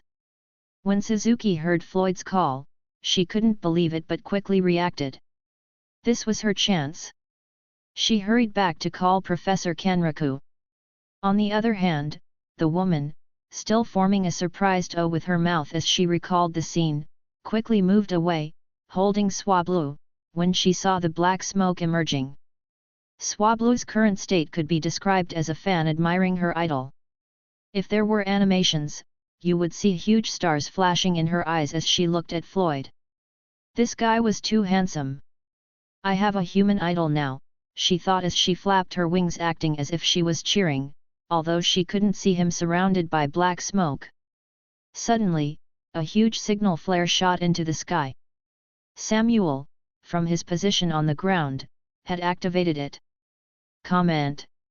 0 comment. Vote. Chapter 13, At the Brink of Death. Let's go. Floyd swiftly picked up Dratini in his arms while Horsa jumped onto his head. Grabbing his backpack, Floyd immediately ran away, with Axew silently following a few meters behind him. This was their usual strategy when facing opponents. Axew would hide a few meters away, digging and waiting for Floyd's instructions. The 2 shared a tacit understanding of how this would work. The woman with Swablu followed Suzuki, who had run away earlier, and she was followed by the young man. To be honest, the young man had planned to snatch the Pokémon even the day before, but a lingering feeling kept him hesitant, like a premonition not to do it. Now, he realized he was right, that guy wasn't a normal human at all.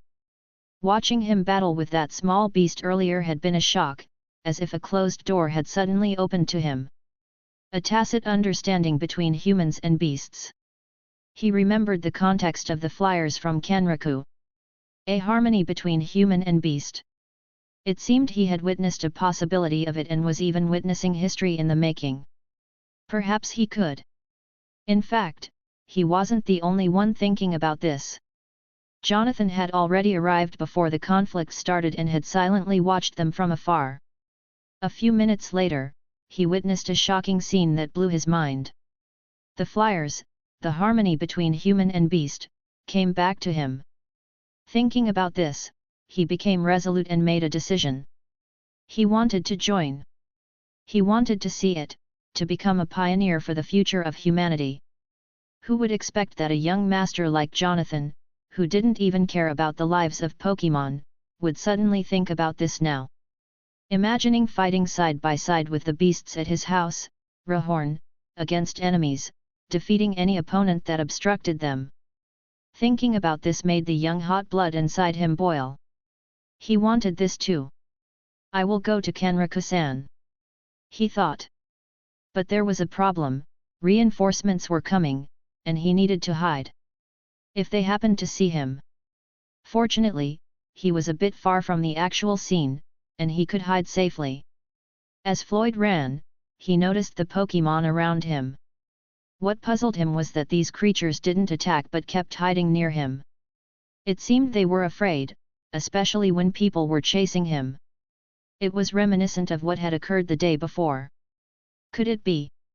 Were these the same Pokémon that appeared yesterday? But what were they doing here? Here he is! Someone shouted. Whing! A rocket-propelled grenade was launched towards him. Shit! Floyd immediately jumped back. Boom! Cough! Although Floyd wasn't directly hit, he was still affected by the explosion. His ears were ringing, but it was only temporary before his hearing returned to normal. Had it been an average human, they would have been severely injured or even killed. Kill him! One of the men pointed his automatic rifle at Floyd. Axu! Axu employed his usual tactic, using the dig move for a sneak attack. Ah! Screamed the man holding the automatic rifle. First impression.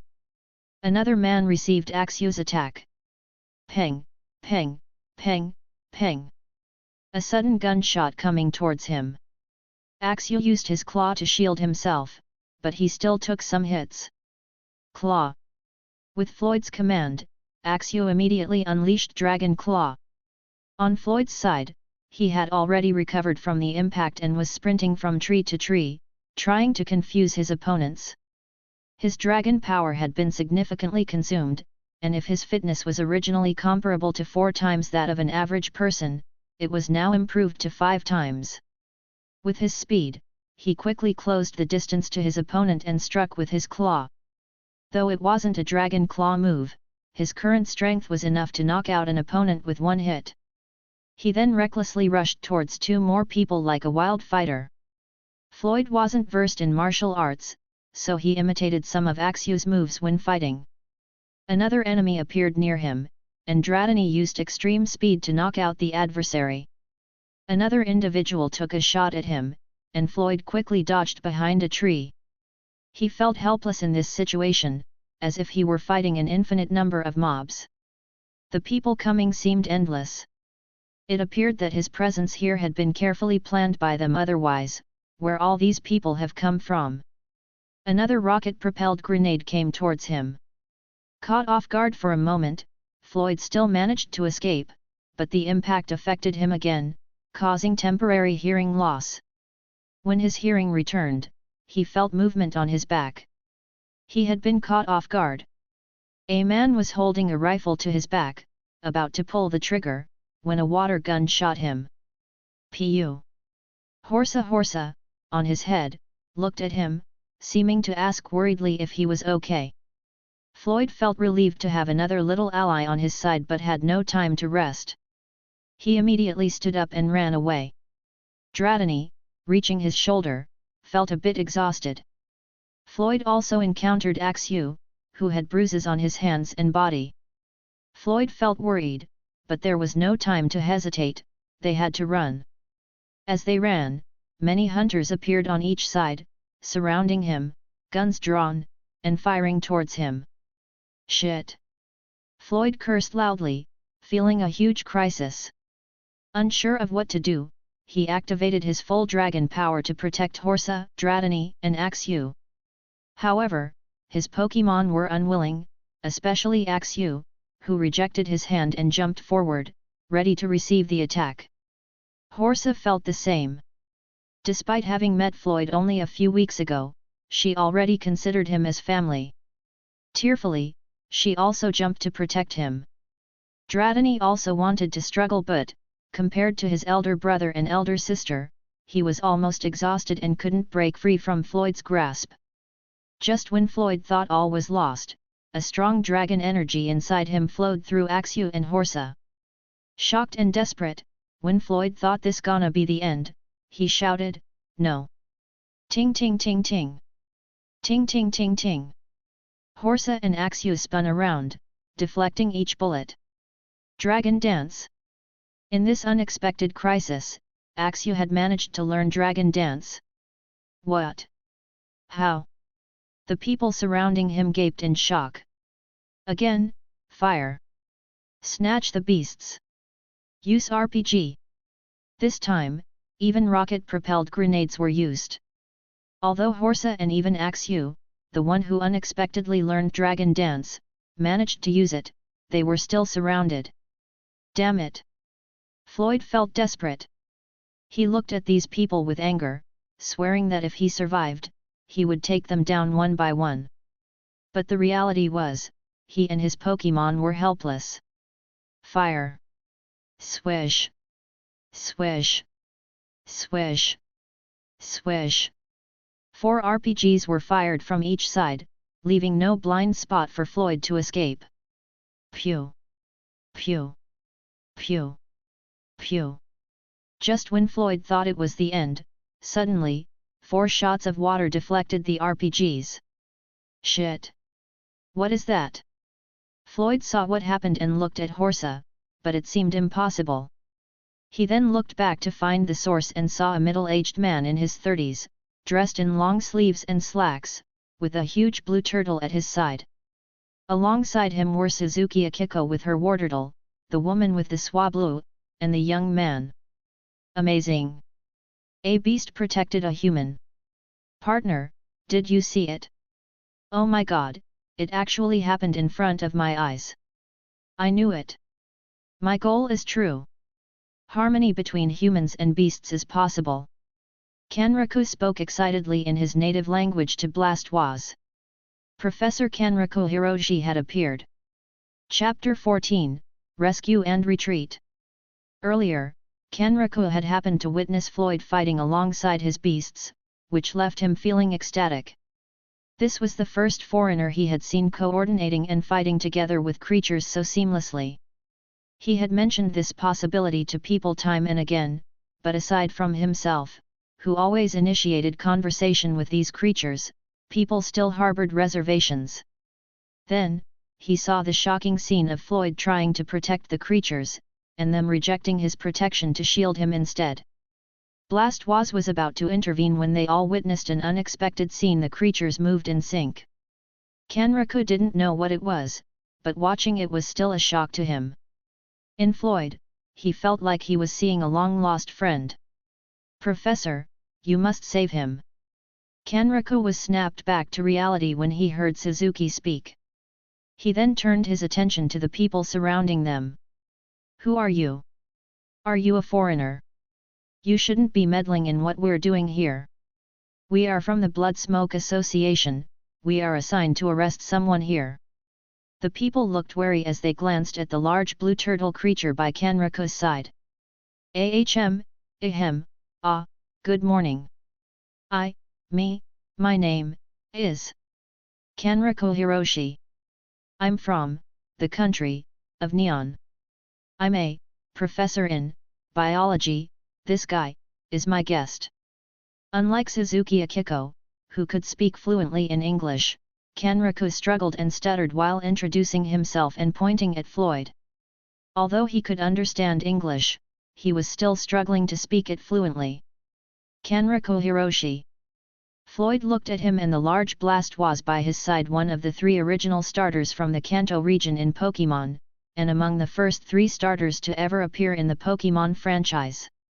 It's also one of the most favored regional starters by the majority of people, along with Venusaur and Charizard and their pre-evolutions, the adorable Bulbasaur, Charmander, and Squirtle.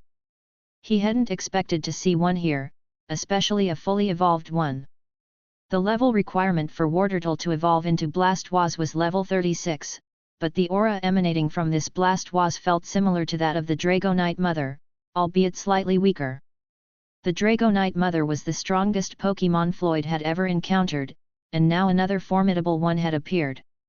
He turned his gaze to Kanraku Hiroshi. The one that he was looking for?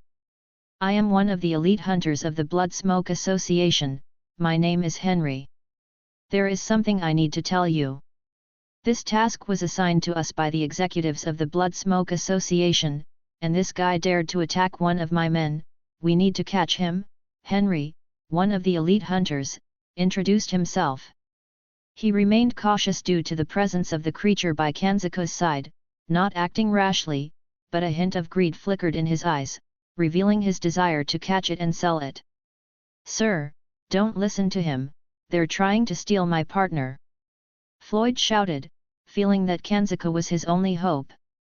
"Partner?" Kanzaku's eyes shone upon hearing that, but he felt hesitant to speak, so he called Suzuki and spoke in his native language. "Hello, my name is Suzuki Akiko. Professor Kanzaku is wondering if there's any way to resolve this? We can offer any compensation you want." "No. This guy has caused us a lot of trouble. Yet, we must apprehend him to make an example, otherwise, it will tarnish the reputation of our association." Everyone was shouting, paying no consideration to a foreigner like Kanzaku. But Henry suddenly raised his hand to stop them, and the noise abruptly ceased. "Anything we want, you say?" he asked with a malicious smile. Hearing his tone, Kanzaku frowned slightly and then explained to Suzuki. Suzuki, on the other hand, hesitated but eventually said, "Yes, anything you want, as long as it's reasonable." "We want that beast." Henry pointed to Blastoise and then smiled at them. To be honest, Henry hadn't planned to negotiate from the start. He had simply proposed a condition to see if it could be met. The blue creature looked powerful, it might pose a problem for them in a fight. It would be better to strike a deal, take the beast, break the promise, then eliminate all of them and complete the task with the smaller creature, Dratini. Capturing this large creature would surely boost his reputation and bring in money. It was like killing 3 birds with 1 stone. Hearing that, Kanzaku took a deep breath, rage boiling in his eyes, but he forced himself to calm down. How dare this man ask for his partner as compensation? "My partner is not for sale," Kanzaku resolutely declared, looking coldly at Henry. "It seems a negotiation cannot be reached." "It seems we can only fight," Kanzaku thought, then said, "Partner, deal with it, but don't kill." Blastoise nodded and then made a move. "Be prepared, that creature is going to attack." Someone shouted. "Hydro pump! Dodge! A monster! Use RPG, hurry up!" Shing shing! 2 rounds of RPG were launched towards Blastoise. Pew pew! Blastoise used water gun twice, each colliding with a round equally. Seizing this opportunity, the hunters initiated their attack on Kanraku and everyone else. Pew! Pew! Ah! Ah! Taking advantage of the situation, Horsa positioned herself atop Floyd's head, and used water gun to shoot at them. Axu, on the other hand, reappeared from the ground to assault some individuals, utilizing First Impression, Breaking Swipe, and Dragon Claw. With the enhancement from Dragon Dance, he felt improvement in his fitness, both his speed and strength had increased. Dratini remained on Floyd's arm, continuously moving from tree to tree to avoid the barrage of bullets directed at him. The situation was tense, with both sides maintaining a passive stance. Kanraku sweated slightly. Although the fight was balanced, the opponents had the upper hand, given their familiarity with the terrain. Reinforcements would arrive in just a few minutes. "I can only rely on everyone, please help me this time," Kanraku murmured, closing his eyes and activating some of his power, while Blastoise continued to defend using Rapid Spin move. A few seconds later, the ground vibrated with the sound of numerous stomping feet. Suddenly, several beasts without iron rings appeared, glaring coldly at the hunters, 1 Pidgeotto and dozens of Pidgeys, Sandslash and few Sandshrew, Machop and Machoke, Diglett and Dugtrio, Meowth and Persian, 1 Raticate and dozens of Rattata, 3 Hisuian Growlithe, Bellsprout and Weepin' Bell, Eevee and an army of Wartortle emerged from the water, rapidly advancing towards them. "What is happening?" How come there are so many creatures? No one warned us it was dangerous here. How come? Did we disturb something? I don't know, but there's one thing we should do. What? Run. Panic ensued among the hunters, leading them to flee. Witnessing this, others followed suit. Only half remained, standing vigilant. Henry observed the scene, doubt filling his gaze as he looked at Kenraku. What on earth are you doing? Allying with creatures? Why? Are you betraying humans? I'll give you a chance, stay away here. I'm counting 10. Kenraku has no time to talk with this guy. What do you mean? Henry inquired. 9. I don't understand. Now, stay away, or else, they will attack, later. 8. Kenraku warned him. You're clearly betraying humans. I will report this. 7. You. 6. We. 5. I. 4. Ratata. Warderdal. Machshog. Meowth. The surrounding area echoed with the countless roars of Pokémon, all eyes on the creatures encircling them. 3. Let's go. Henry didn't wait any longer and commanded. Sir. His subordinates were reluctant, their teeth gritted. They were so close. Let's go. Henry repeated. Everyone, please make way, Kenraku spoke in his native language. Unexpectedly, the beasts made way, allowing Henry and his subordinates to retreat. Surprised by their action, Henry turned back to Kenraku and declared. Kenraku Hiroshi. I will remember you. Chapter 15, A Sense of Freedom. Let's go. Hurry up, follow me, especially you must follow me from behind, Kenraku, with his fragmented English, addressed everyone, pointing specifically at Floyd, who was concealed a few meters away behind the trees. Floyd nodded to Axu, who, despite his weariness, signaled he could still stand. Atop his head, Horsa had already surrendered to slumber in the aftermath of the chaos. Dratini, meanwhile, manifested his displeasure at being held, pouting and leaping from Floyd's arms to avert his gaze. Floyd remained unfazed, knowing Dratini's sulking was temporary. Switching to his native language, Kenraku instructed Suzuki-san, contact Captain Sakamoto and prepare, we're departing. The situation was precarious, so they needed to hurry, otherwise, they would face numerous reinforcements. He couldn't afford to fail now. Kenraku's dream was just unfolding, failure was not an option. Wakarimashita. Suzuki acknowledged, then communicated via phone. The previous incident near the coastline, despite its remote location, had caused significant disturbances due to numerous explosions. So, they must get hurry to escape. You guys, enter, Kenraku gestured, leading the group aboard. Inside, Jonathan was found in contemplative repose, with receptionist staff nearby. Oh, you're all here, he remarked nonchalantly as the group entered. The ship's preparations were underway, with Suzuki communicating with the captain and the crew. Soon, a vast array of food was brought in, resembling a buffet, causing confusion among the four. What is it for? For us? Isn't it too much? Jonathan queried Suzuki, who responded, yes and no, it's also for the other guests. Other guests? The revelation surprised Jonathan and the others, they were unaware of additional company. Soon, the sound of approaching footsteps filled the air. They're here, Suzuki announced, a hint of bitterness in his voice. The first to enter was Eevee, a creature known for its adorable features and expressive eyes. A beast. Surprise and alertness flickered in the eyes of the human observers, while Floyd's eyes flickered, feeling a bit alert. Eevee on the other hand was surprised seeing them. Isn't this the guy she saw earlier who's fighting the scary human earlier? Her body shook and stepped back a bit, then stepped back a bit. She didn't want to go near human. Wait a minute. Floyd gazed at the EV and felt a sense of familiarity wash over him. He observed the heart-shaped tail and recognized this young lad as the female EV he had encountered the day before. Why did she appear here?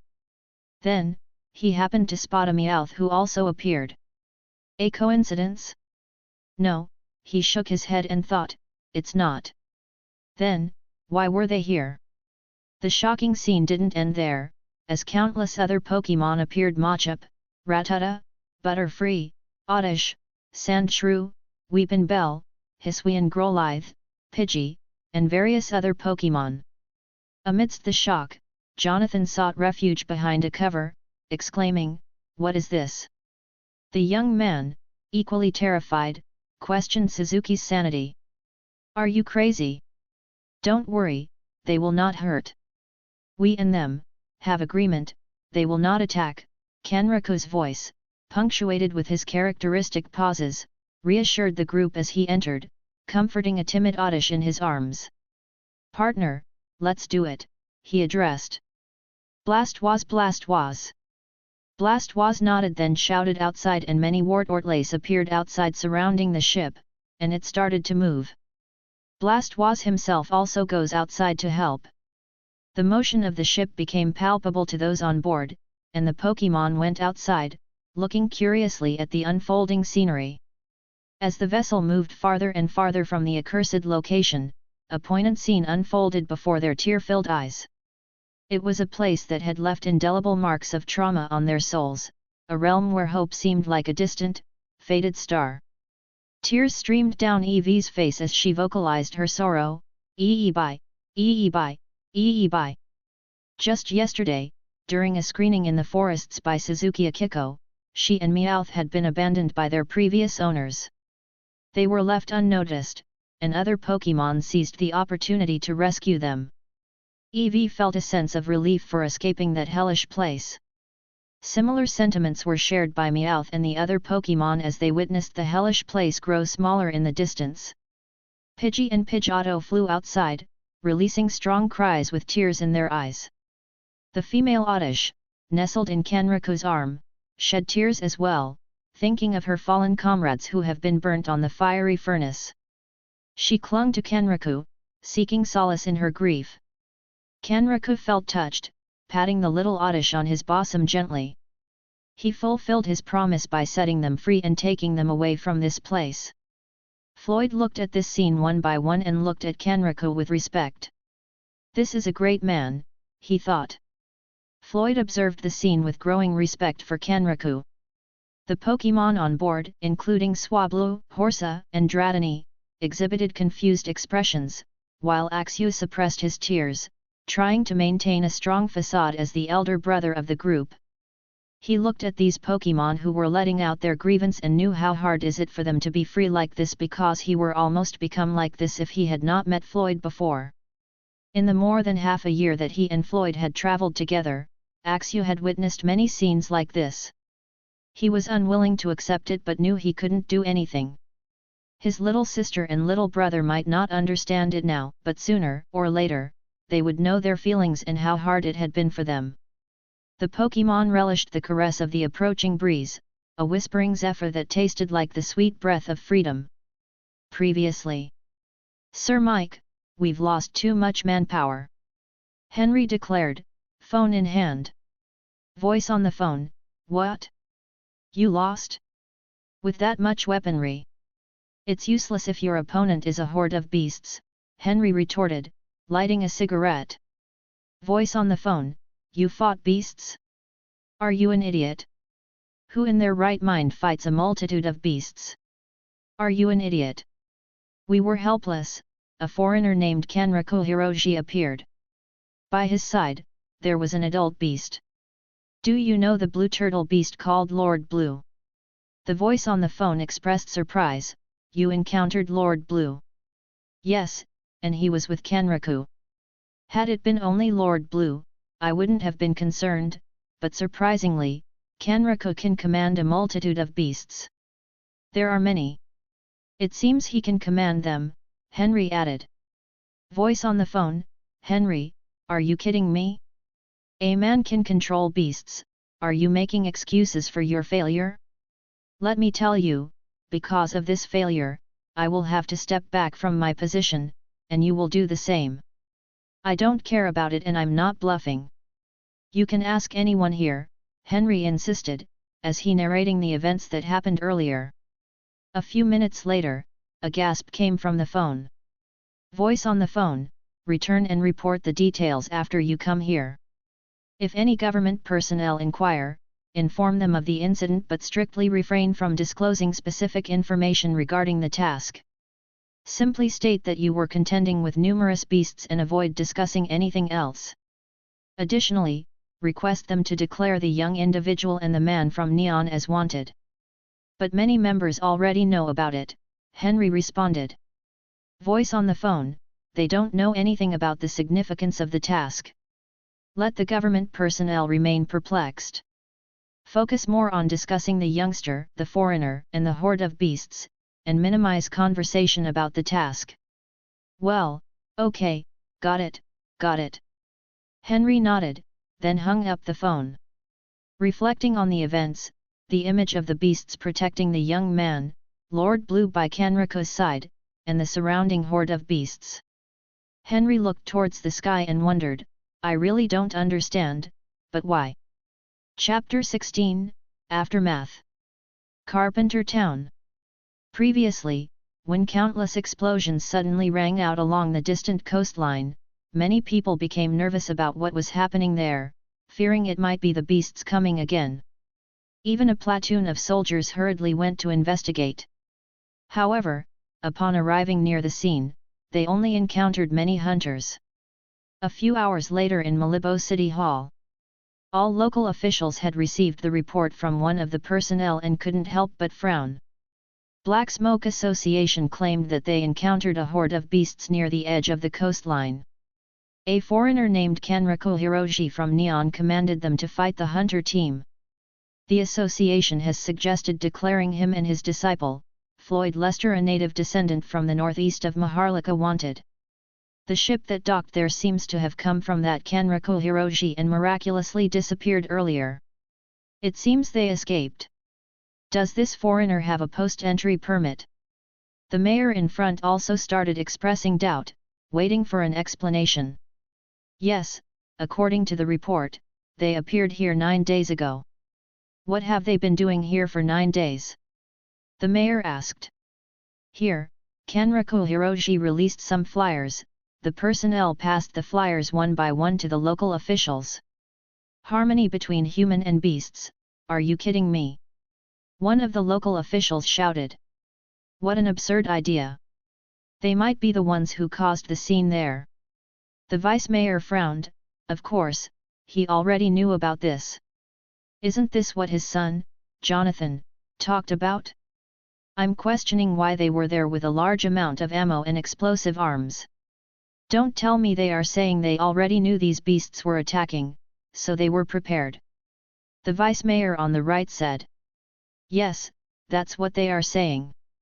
They said they received news that a large horde of beasts was coming from Kanriko Hiroshi, so they planned to check it out. That's when the earlier incident happened.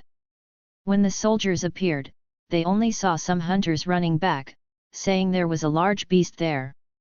By the time the soldiers reached the incident site, they saw nothing there except damage caused by explosions, thousands of bullets scattered around, and dozens of beast footprints. Someone summarized and explained the statement from Black Smoke Association. So there were really beasts, but why wasn't it reported? And by the way, are we sure what they said was real? The old mayor, with white hair, looked solemn and asked, harboring doubts about a possible conspiracy. So, we are confused about why they didn't report it and just randomly appeared there causing havoc, then later claimed they were fighting beasts. And yes, Honorable Sir, indeed, the soldiers took pictures of the evidence, and here they are. There are a lot of footprints. He handed the photos to the mayor. Seeing the photos with countless footprints one by one, the mayor's expression grew even more solemn. The vice mayor also examined some photos, his face turning serious. So, it was real, the beasts had indeed appeared on the coastline, which was already inside human territory. And how come the soldiers and police patrols didn't even notice this? Who is the representative of the army outside, and who is the representative of the patrol police inside? Stand up! The vice-mayor scolded. 9 hours later, after the discussion, the conclusion was that they still had doubts about the intentions of Black Smoke, and they needed to observe and inspect this association further. The association also needed to attend the next meeting to explain more clearly what had happened. On the other hand, martial law was implemented in all towns under Malibo City, especially in Carpenter Town. As for Kanraku Hiroshi, Floyd, and Suzuki Akiko, they were officially declared wanted. As the vice-mayor entered his house, he couldn't help but sigh in relief that the work was finished. He could relax now. The election for local officials would start the next month, and he was planning to run for mayor, as the current mayor also planned to run for a higher position. He needed to prepare for the campaign, but who would have thought that an incident would occur, causing people to criticize the government? Walking into the house, he was met by panicked servants and his wife, who seemed to be in trouble. What happened?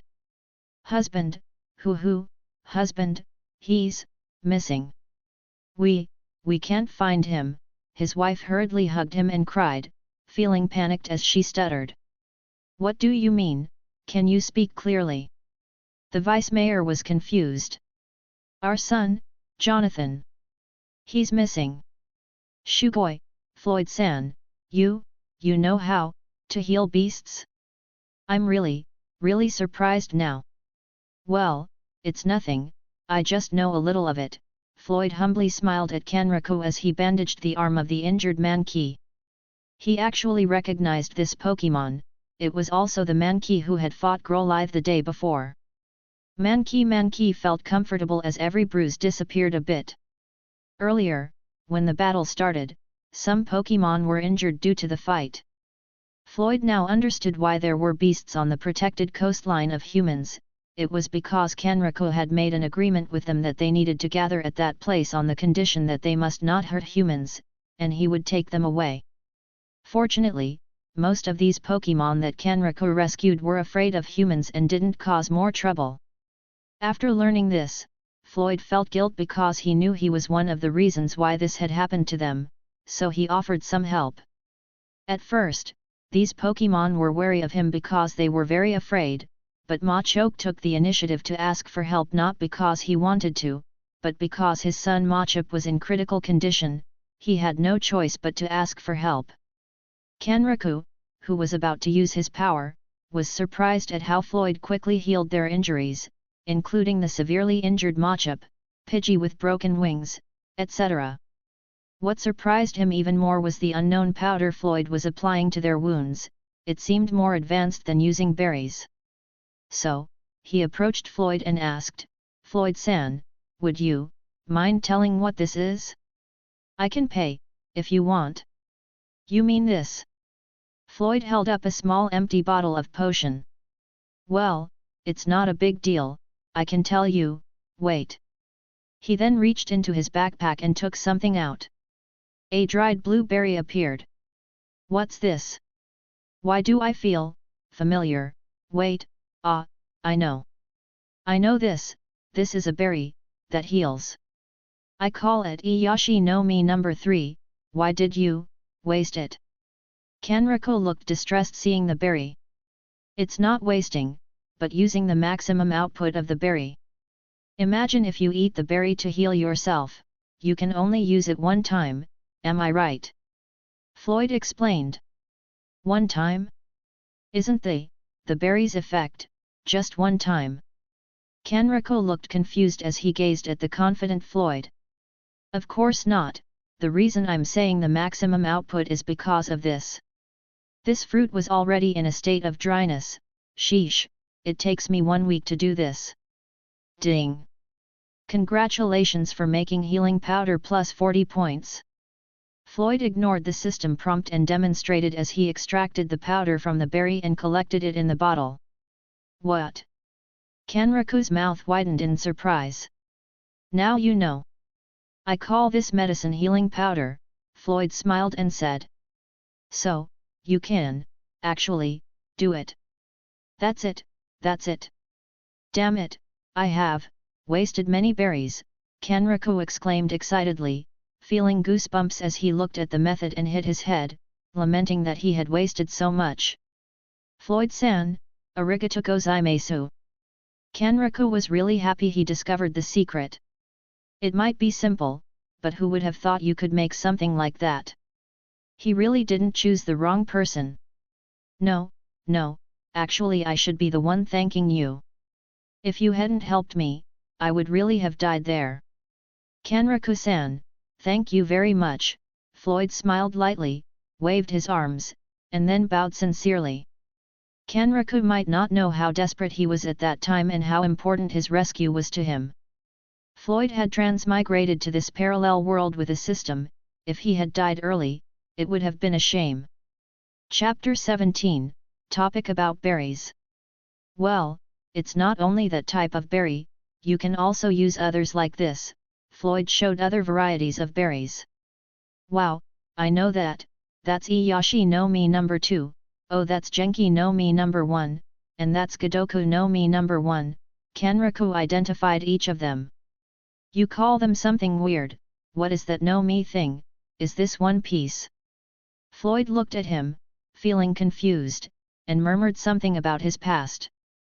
No Mi means fruit, in our native language. So, that's it. What is One Piece? Hey, nothing, I just heard it in some story. One Piece, hee, my treasure? If you can find it, you can have it, Floyd joked in his mind. By the way, I call it Lapapa berry, it has a similar effect to Oran.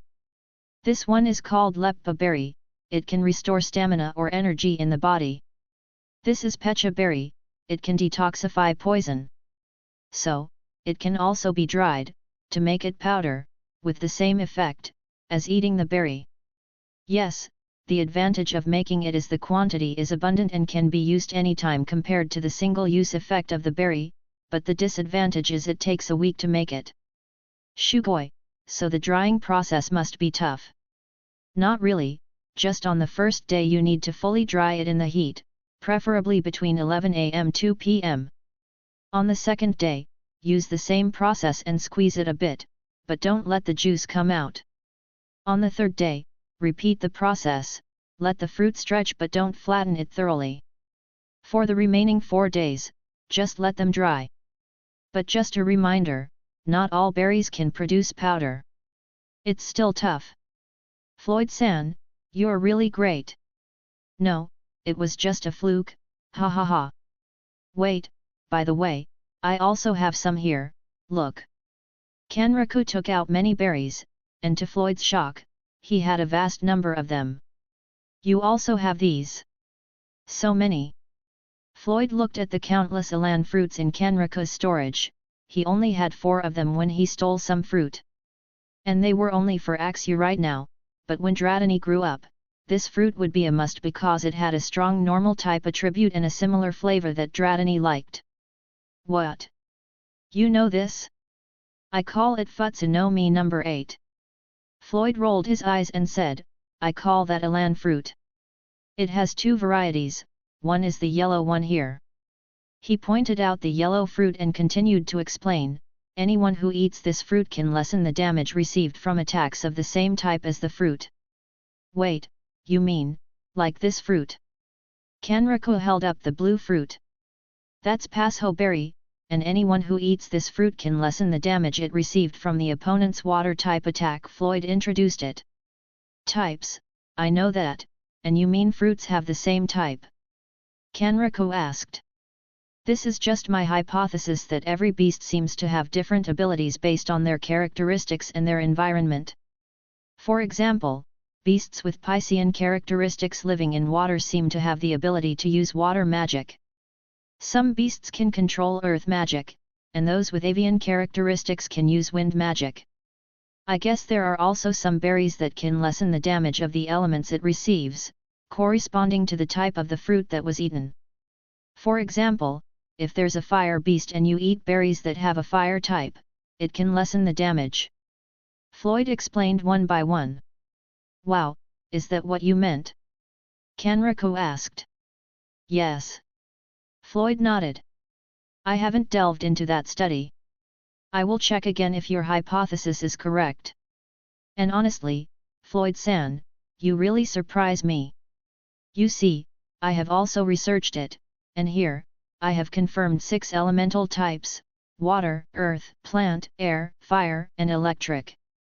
Currently, I'm studying serpent, space, and ghost beasts. And it really disturbs me every time I'm writing Kanraku's English dialogue. I will write it straight now. But anyway, the way Kanraku's speaking isn't fluent in English. What does he mean by plant, air, space, and serpent? Does he mean grass, flying, psychic, and dragon? Floyd thought. It's just rare to see some space and ghost beasts, so my focus right now is on serpent, but I am confused because not all serpents are poisonous, while others have violent energy in their bodies. So, combining poison type and dragon type into one, hey. Floyd shook his head but didn't correct him this time, as it would make others doubt his identity by questioning how he acquired such knowledge. In fact, he was already surprised by this guy's extensive understanding of Pokémon. It seemed that he had really dedicated his life to studying all types related to Pokémon, otherwise, how could he know so much about berries and the different Pokémon types? Floyd could genuinely sense Kanraku's deep love for Pokémon. Floyd knew that if he hadn't known about Pokémon in his previous lives, he might not have acted the same way, and perhaps he might have been like others who disliked Pokémon. Consequently, his respect for Kanraku increased. Ahem, I don't know many types. I only know water, fire, grass, flying, and normal currently, and I have assumed this with no factual basis, unlike you. Floyd starts pretending that he just know a bit. Back to the topic, about the Elan berry, there's another variation related to the flavor of berries. Each Pokémon has different preferences of flavor: spicy, sour, bitter, sweet, and dry. And each berry also has different types and flavors needed for something I call poke blocks. Floyd explained. Flavor? Poke blocks? Floyd-san, you really know a lot about berries, can you tell me more about it? Kanraku was surprised. Floyd seemed to have extensive knowledge about berries. He had thought berries were just fruits that could be eaten and some had magical effects, but didn't expect that they had many uses like drying berries for powder, the hypothesis that berries have different type attributes like beasts, and even terms like flavor and poke blocks that he hadn't known. Of course, berries are my expertise. You can best me in other aspects, but when it comes to berries, I can proudly say, I'm the strongest. As for flavor and poke blocks, Floyd said proudly. Professor. Floyd did not continue what he was saying when Suzuki Akiko interrupted. Suzuki-san. Kanraku, engrossed in the topic, snapped back and looked at Suzuki. We still have something to do, about the arrangement for the beasts, and also the plan for them. They are the last group. Suzuki felt wronged as she interrupted them, but if she didn't stop them, their talk might be endless until midnight. What time is it right now? Kanraku checked his watch and saw it was 7:30 p.m.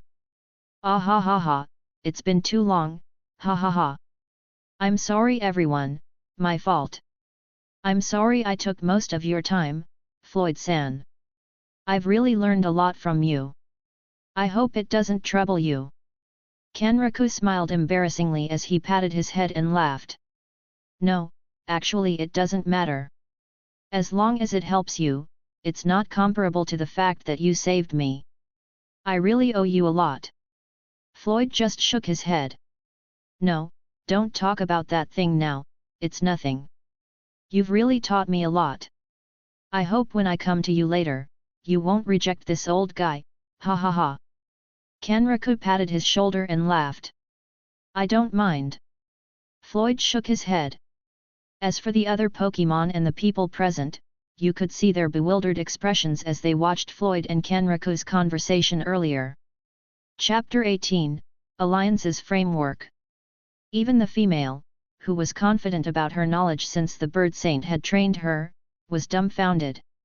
She didn't even understand half of what they were talking about. Swablu, on the other hand, was asking Dratini, "Little brother, would you mind introducing me to God Floyd?" "Hey? I'm not your little brother," Dratini snorted. "But you are small," Swablu retorted. "I'm not small!" Dratini shouted. "You are," Swablu said. "Dare you say that again?" Dratini threatened. "Keek, you are small," Swablu teased, then flew away. "You! Come back here!" Dratini chased her. Swablu flew to the top of the ceiling where Dratini couldn't reach her. "Do you think I can't catch you up there? Wanna try my move?" Dratini was about to use his newly learned skill, Twister, when a water drop hit his face. "Who's that?" Dratini looked at the position from which he was shot and saw Horsa eating some food inside Floyd's bag. "If you make trouble here, Floyd will catch you, and you'll never get away," Horsa warned, concerned that if they made noise, Floyd would see her. "Humph!" Dratini walked away and followed Axu, who was contemplating training the dragon dance. "Sister, can you introduce me to God Floyd?" Swablu approached Horsa. "I'm busy," Horsa didn't bother about her as she ate. "What are you eating?" Swablu approached her. "You! Hide here, be careful, Floyd will see us," Horsa warned her to hide. "Sister, are you doing something wrong?" What is this? Oh delicious, oh my god, so delicious." Swablu felt she was in heaven as she tasted it. "Of course, it's made by Floyd, there's no one better than him," Horsa raised her chin and felt proud. "Really? No wonder he's God, my idol, he deserves to be my idol," Swablu's eyes shone as she looked at Floyd. "Oh, you're a fan of Floyd?" Horsa asked. "Yes," Swablu said excitedly. "Follow me from now on, and you can eat it, I will also introduce you to him," Horsa said. "Really?" Swablu's eyes shined. "What, do you think I'm kidding?" Horsa snorted. "Okay, boss." Swablu raised her right wing. "Ahem, it looks like that little guy is coming to you," Horsa warned her. **tard, that's my food." Dratini came angrily, looking at Swablu. Swablu flew away and said, "I'm sorry, little brother. I'm not your little brother. You are. So, let's introduce ourselves once again. I'm Professor Kanraku Hiroshi." Kanraku stood in the center. "I'm Suzuki Akiko," Suzuki introduced herself. "Floyd," Floyd said in a calm manner. "Jonathan," Jonathan casually responded. "Bianca," Bianca responded with a low and careful voice. "Ivan," Ivan maintained his usual gloomy demeanor. Kanraku spoke his native language to Suzuki. "The professor says that since we're already here, he's going to explain what we're going to do. Actually, you're the last batch after Rongzan, Longdong and Joe, they are already on Takihama Island. Let me just remind you that the least time you will stay there might be half a year. What we will do is arrange the beasts in their own habitats, we will become familiar with them. Planting berry seeds will also be arranged. Professor Kanraku will also teach you some basic knowledge about the beasts." Suzuki Akiko explained it one by one as she translated what Professor Kanraku said. "Any questions?" Suzuki asked. Jonathan raised his hand. "Yes, please," Suzuki nodded. "So, in short, we will become your slaves?" Jonathan snorted and asked. "No, you will not be our slaves. We will give you a salary of 10k yen per day, and actually, there is something I'm going to show you," Kanraku said as he took out a map. "What's this?" Jonathan and the others became curious and took a look. "A map? What's up with this?" Jonathan was confused. Kanraku took a red marker and circled a small island below the country of Nihon. This is where we are going to stay for half a year. What we're doing might seem like unfair treatment to you, taking care of dangerous beasts, planting berries, listening to things you don't need to know, but what we're doing here is creating a new industry, Kanraku explained in detail. Industry. Everyone was confused. You know that the majority of people dislike beasts, so we really can't undertake this on a large scale, as it might cause trouble for the government within our country, your country, and any part of the world.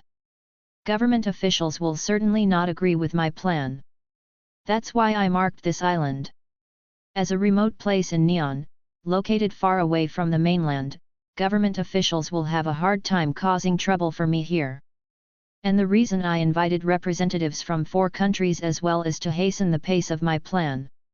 Since government officials will not agree, it's challenging to recruit people, so it's much better to recruit from neighboring countries. I say hasten the pace because, after we start work on the island, we will catch other beasts all over Takihama Island. Are you crazy? Jonathan stood up, fear on his face, thinking this was an absurd idea. Catching all beasts, can you manage them? What if they all attack? How can you defend against it? Ivan, who had been silent, suddenly asked the question. Good question. Then I ask you back, why do beasts attack us? Kanraku countered. They want to kill people. Jonathan answered uncertainly. Do you think so? But what if, vice versa, humans are the ones who want to kill them, and they are just defending themselves? Isn't it normal? They first started to invade our territory, and we will just fight back, Jonathan said. Do you believe that, in the blink of an eye, these beasts just miraculously appeared here? Kanraku questioned. I don't know, but the situation is, they really did appear here, Jonathan admitted. So, what's the connection to the previous topic? How will you defend against it? Ivan pressed. That's right, you don't know, I also don't know, and maybe all of us don't know the reason why. So, rather than pondering why they appeared and invaded us, let's think of the right solution to solve the current problem. And that is to understand them. I have found one of the reason why the beasts attack us, and it's because of food. Food. Jonathan contemplated. Bianca and Ivan also contemplated, while Floyd agreed.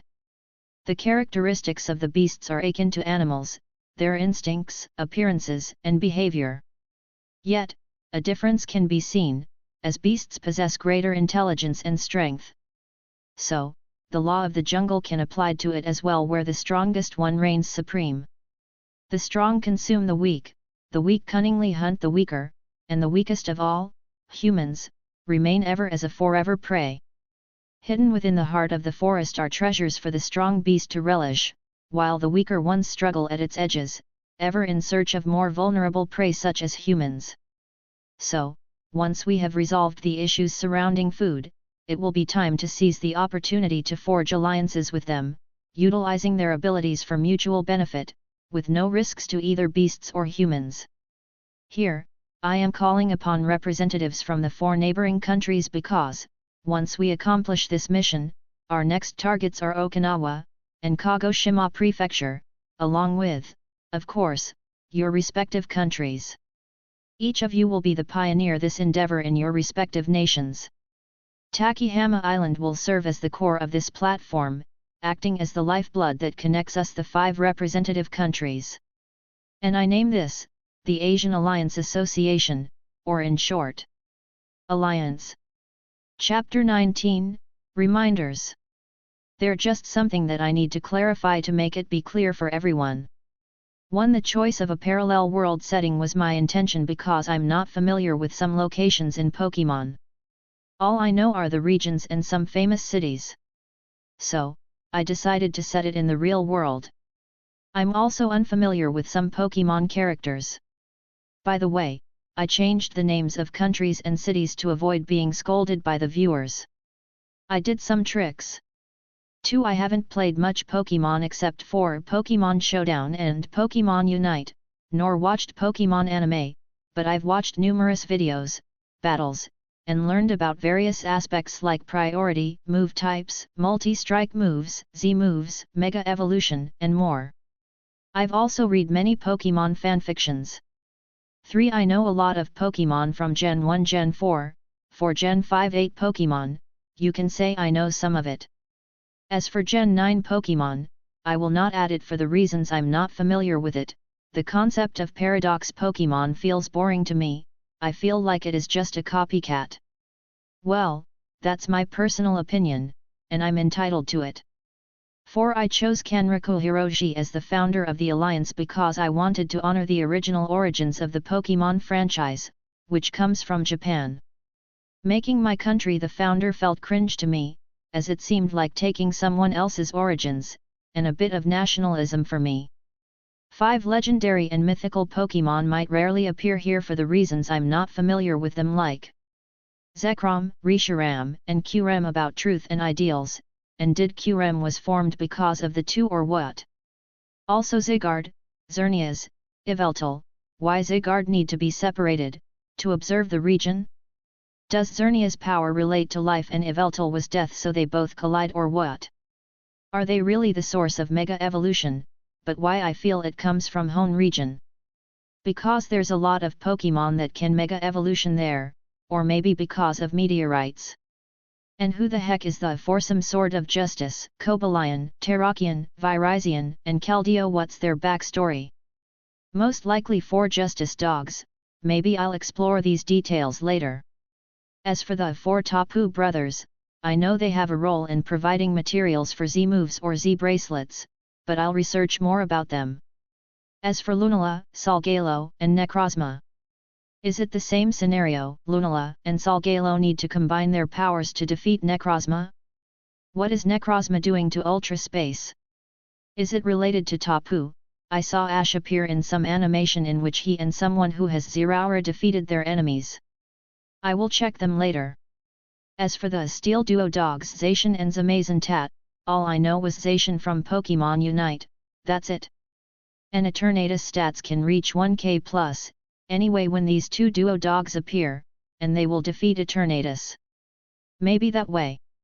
Legendary will still appear here, I just need to arrange them properly on where will I put it. 6. Currently, Pokémon moves can only be learned by leveling up, but it still depends on the Pokémon itself. Other option was if the other Pokémon was willing to teach you, but there's still moves that was not applicable to some Pokémon. It still depends on what their characteristics, their ability, and their type. The reason for this is because Technical Machine and Hidden Machine, trademark and HM, were not been created. 7. As for items, I won't include some of the more complicated ones like Eviolite, Choice Scarf, Choice Specs, Hoist Bands, and etc. They don't seem realistic to me, and they would confuse me because there are combinations that can be made with certain Pokémon abilities, which can be overwhelming. Pokémon abilities are already confusing, and when combined with complex items, I can't handle it. Here's the list of items that I will include. Black Belt, Fighting. Black Glasses, Dark. Charcoal, Fire. Dragon Fang, Dragon. Hardstone, Rock. Magnet, Electric. Metal Coat, Steel. Miracle Seed, Grass. Mystic Water, Water. Never Melt Ice, Ice. Poison Barb, Poison. Sharp Beak, Flying. Silk Scarf, Normal. Silver Powder, Bug. Soft Sand, Ground. Spell Tag, Ghost. Twisted Spoon, Psychic. Additionally, I might consider adding Black Sludge, Leftovers, Toxic Orb, Life Orb, Wide Lens, Heavy Duty Boots, and Air Balloon. That's it. If you have any suggestions or answers to some of my questions, you can leave a comment. Chapter 20, Please, don't hurt me. After Kanriku shared his plan, the bewildered expressions of the 4 were unmistakable. Even Yvonne and Floyd, who were usually the calmest, felt astonished. This guy had grand ambitions. If such a plan were truly implemented, it would mark a turning point for humans and beasts alike. Without a doubt, the name Kanraku Hiroji would be inscribed in history as the pioneer and first founder of the alliance. August 31, 2005. 12 am midnight. Kanraku entered the medical facility with a wrapped bag in his arm. He saw Chansey sleeping while guarding the unconscious Growlithe. Seeing this, Kanraku felt remorseful. Due to the day's troubles, he had almost forgotten about these two, especially Chansey, who hadn't eaten yet. He approached the unconscious Growlithe and channeled his power to it. Viridian. Chansey woke up from her sleep, drowsy as she looked at Kanraku. Did I wake you? I'm sorry. Oh wait, you haven't eaten yet, right? Here, one of my guests gave this to me, you can try it. Kanraku smiled as he patted Chansey's head and handed her the wrapped bag. Chansey. She was confused as she took the wrapped bag and looked again towards Kanraku, as if asking for permission. Don't worry, open it. Kanraku was also curious about this. Floyd had mentioned that he had made something called Poke Block, suitable for any type of Pokémon, made from Kuo and Nutpea berries. Kanraku was familiar with these but had thought them to be just normal berries. I added some fan-made berries and others such as Tapo, Niniku, Tuga, Yago, Kuo, Janima, Nutpea, Strib, Egant, Drash, Pumpkin, and 2 varieties of Elan that I was talking about earlier. They are all normal type, the reason is there's only one official normal type berry, so I added them. Chansey opened the bag and was greeted by a pleasant scent. Inside, she found dozens of grey-colored poke blocks. She smelled one, thinking it delicious, then looked at Kanraku with a bit of uncertainty, as if asking for permission. Don't worry, it's for you, just eat it, Kanraku said, feeling a pang of distress for her. She had always been very careful with her actions, perhaps previous experiences with humans had caused her trauma. Chansey took a bite, and her eyes lit up. Hesitant, she slowly reached for another one, watching Kanraku's reaction. She took another bite and reached for more, this time without even looking at Kanraku, as if she had forgotten about him and was solely focused on eating. Pucci, Kanraku couldn't control a smirk at her reaction, it was the first time he had seen Chansey behave like this. Normally, her expression remained bland when eating, and she was always cautious, often glancing at Kanraku. It seemed that these poke blocks were indeed as attractive to beasts as Floyd had said. Kanraku hadn't expected berries to have so many uses. He hadn't focused much on this area of study, but realizing that a simple fruit like a berry could be so versatile was enlightening. This knowledge could be integrated into his plan. Perhaps Floyd could be an instructor teaching about the different varieties of berries, meriting an increase in his salary. Noticing Kanraku's smirk, Chansey blushed, embarrassed by her behavior, and bowed her head, avoiding his gaze. Kanraku found her reaction amusing but was soon distracted by a thought. He remembered something. Floyd had given him a potion, said to be even more advanced than eating berries and healing powder. Feeling the need to check on something, he smiled, patted Chansey's head, and moved away to arrange all the instruments for preparation. Chansey noticed that Kanraku was busy with something she didn't understand. Letting go of her embarrassment, she approached him. Chansey. Ah, you want to help? Don't worry, I can manage. You just woke up, finish your meal first so you have the energy to assist me later. There's something we need to test, Kanraku explained to her. Chansey. Chansey felt motivated and hurriedly finished the delicious food. A few minutes later, Kanraku completed the preparations. Chansey also finished eating, and now they were standing in front of Growlithe. Chansey, are you ready? Kanraku asked. Chansey. Chansey nodded seriously. Then let's start. Kanraku poured the potion into Growlithe's mouth. After a few seconds, the entire contents of the bottle had been administered to Growlithe. Kanraku watched the screen showing the liquid from the potion moving through Growlithe's pathways. Surprisingly, Growlithe's heart rate and blood pressure increased, and the muscles around its airways started to intake more oxygen. "Chansey, let's do it!" Kanraku commanded as he channeled his power towards Growlithe. "Chansey!" She used her ability, Healer. When the liquid reached the damaged internal organ, it stopped progressing due to Kanraku and Chansey's interference. It adhered to the damaged organ, and the damage rapidly repaired itself in just a few seconds. Kanraku's eyes widened in shock while Chansey's eyes brightened with joy. Although she was unfamiliar with the equipment and some medical methods, Chansey, being a natural-born healer, understood that the wounds on the monitor were healing rapidly. Kanraku and Chansey had tried this method before, but the results were not as promising. He was confident that together, they could heal this little Pokémon, but it might have taken days or even a week. Now, there was a possibility that Growlithe could wake up soon. The medicinal effects also started to address the injuries on Growlithe's head. "Chansey, attend to its head, I can take care of the rest." He and Chansey needed to separate to maximize their healing output. Chansey was abused by her previous owner, so she didn't learn many moves such as Heal Pulse, she just relied on her ability, Healer, but her level was low, so it wasn't very effective. Even Kanraku's power was more effective than hers, he just weaker physique, despite improvements due to his power, it still limited the duration he could maintain this ability. "Chansey." Chansey then began healing Growlithe's head. Though the healing wasn't as rapid as it had been for the organs, it was still swift. 5 minutes later, the healing process accelerated, leaving Kanraku exhausted, with only Chansey multitasking using her left hand on the head and the right on the body. Another 10 minutes passed, and all the damage to Growlithe's body had been healed. Despite his exhaustion, an excited Kanraku forced himself to stand, with Chansey by his side, waiting for Growlithe to wake up. Growlithe was in a dream where he recalled his birth amidst countless explosions. He felt crying and tears falling on his face.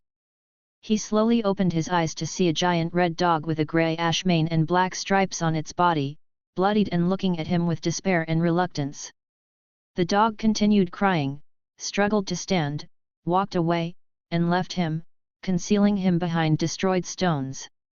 The sounds of explosions continued, making him scared and prompting him to cry. A few hours later, he heard voices. "Sir, I heard a sound here. It seems to be a beast. Be careful."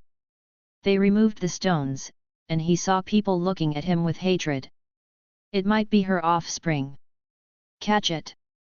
From then on, he suffered immensely at the hands of these people.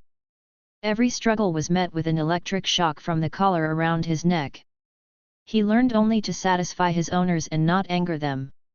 He experienced brutal beast fights. A win meant a reward of meat, a delicacy, but a loss resulted in 1,000 lashes from his owner. As his untreated injuries worsened, he grew more desperate, continuously losing fights and enduring more injuries and lashes, often without food. He questioned the world why he had to suffer such unfair treatment since birth, but his cries went unheard, and his mind blurred. Facing another battle, he knew he had to give it his all, or he would die. But his opponent was strong, and he was in pain. As he was about to lose consciousness, he heard his owner's last words, "You're so useless, it would be better if you died here.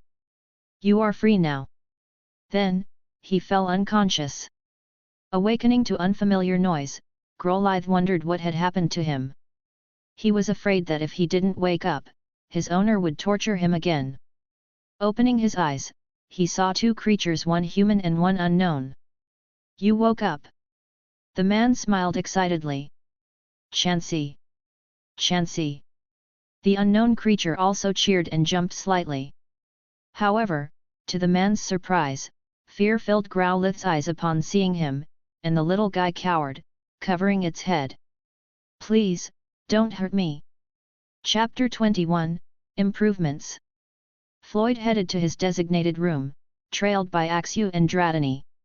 He lowered Horsa from his head and sighed in relief.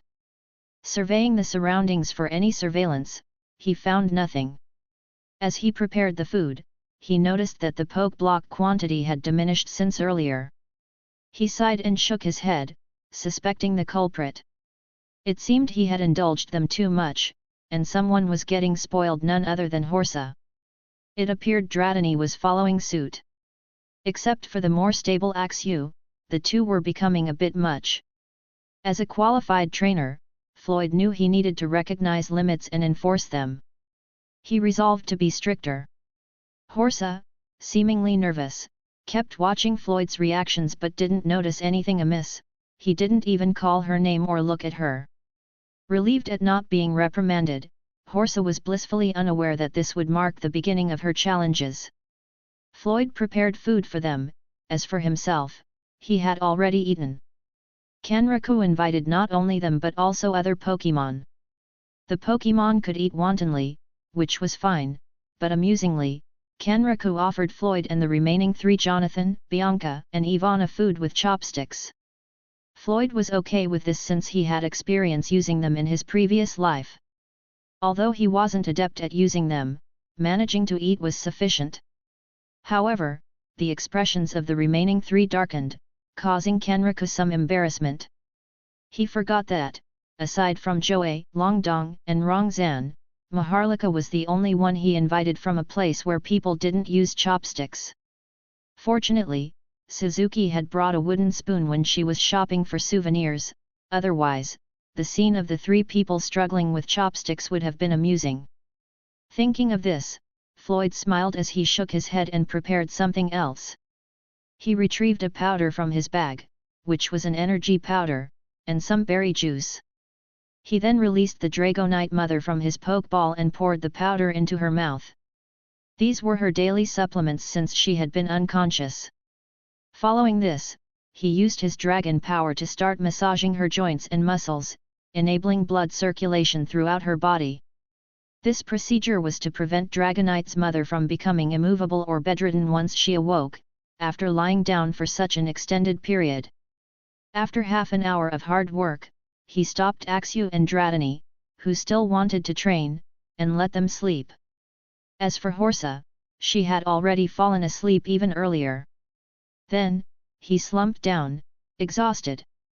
He began to reflect on his actions from the previous day, realizing he had been quite careless and had let his guard down. He had thought he was low-key enough and confident that he wouldn't get caught, but it seems he really underestimated people. This is a world full of technology, and simple things such as tracing footprints can be easily detected. He had really forgotten such a basic thing, and it almost cost him his life. If it were not for Kenraku's help, he really wouldn't have known what to do. It seems that over-reliance on the system can really cause problems. Since he had it, he became overly confident that he could do almost anything.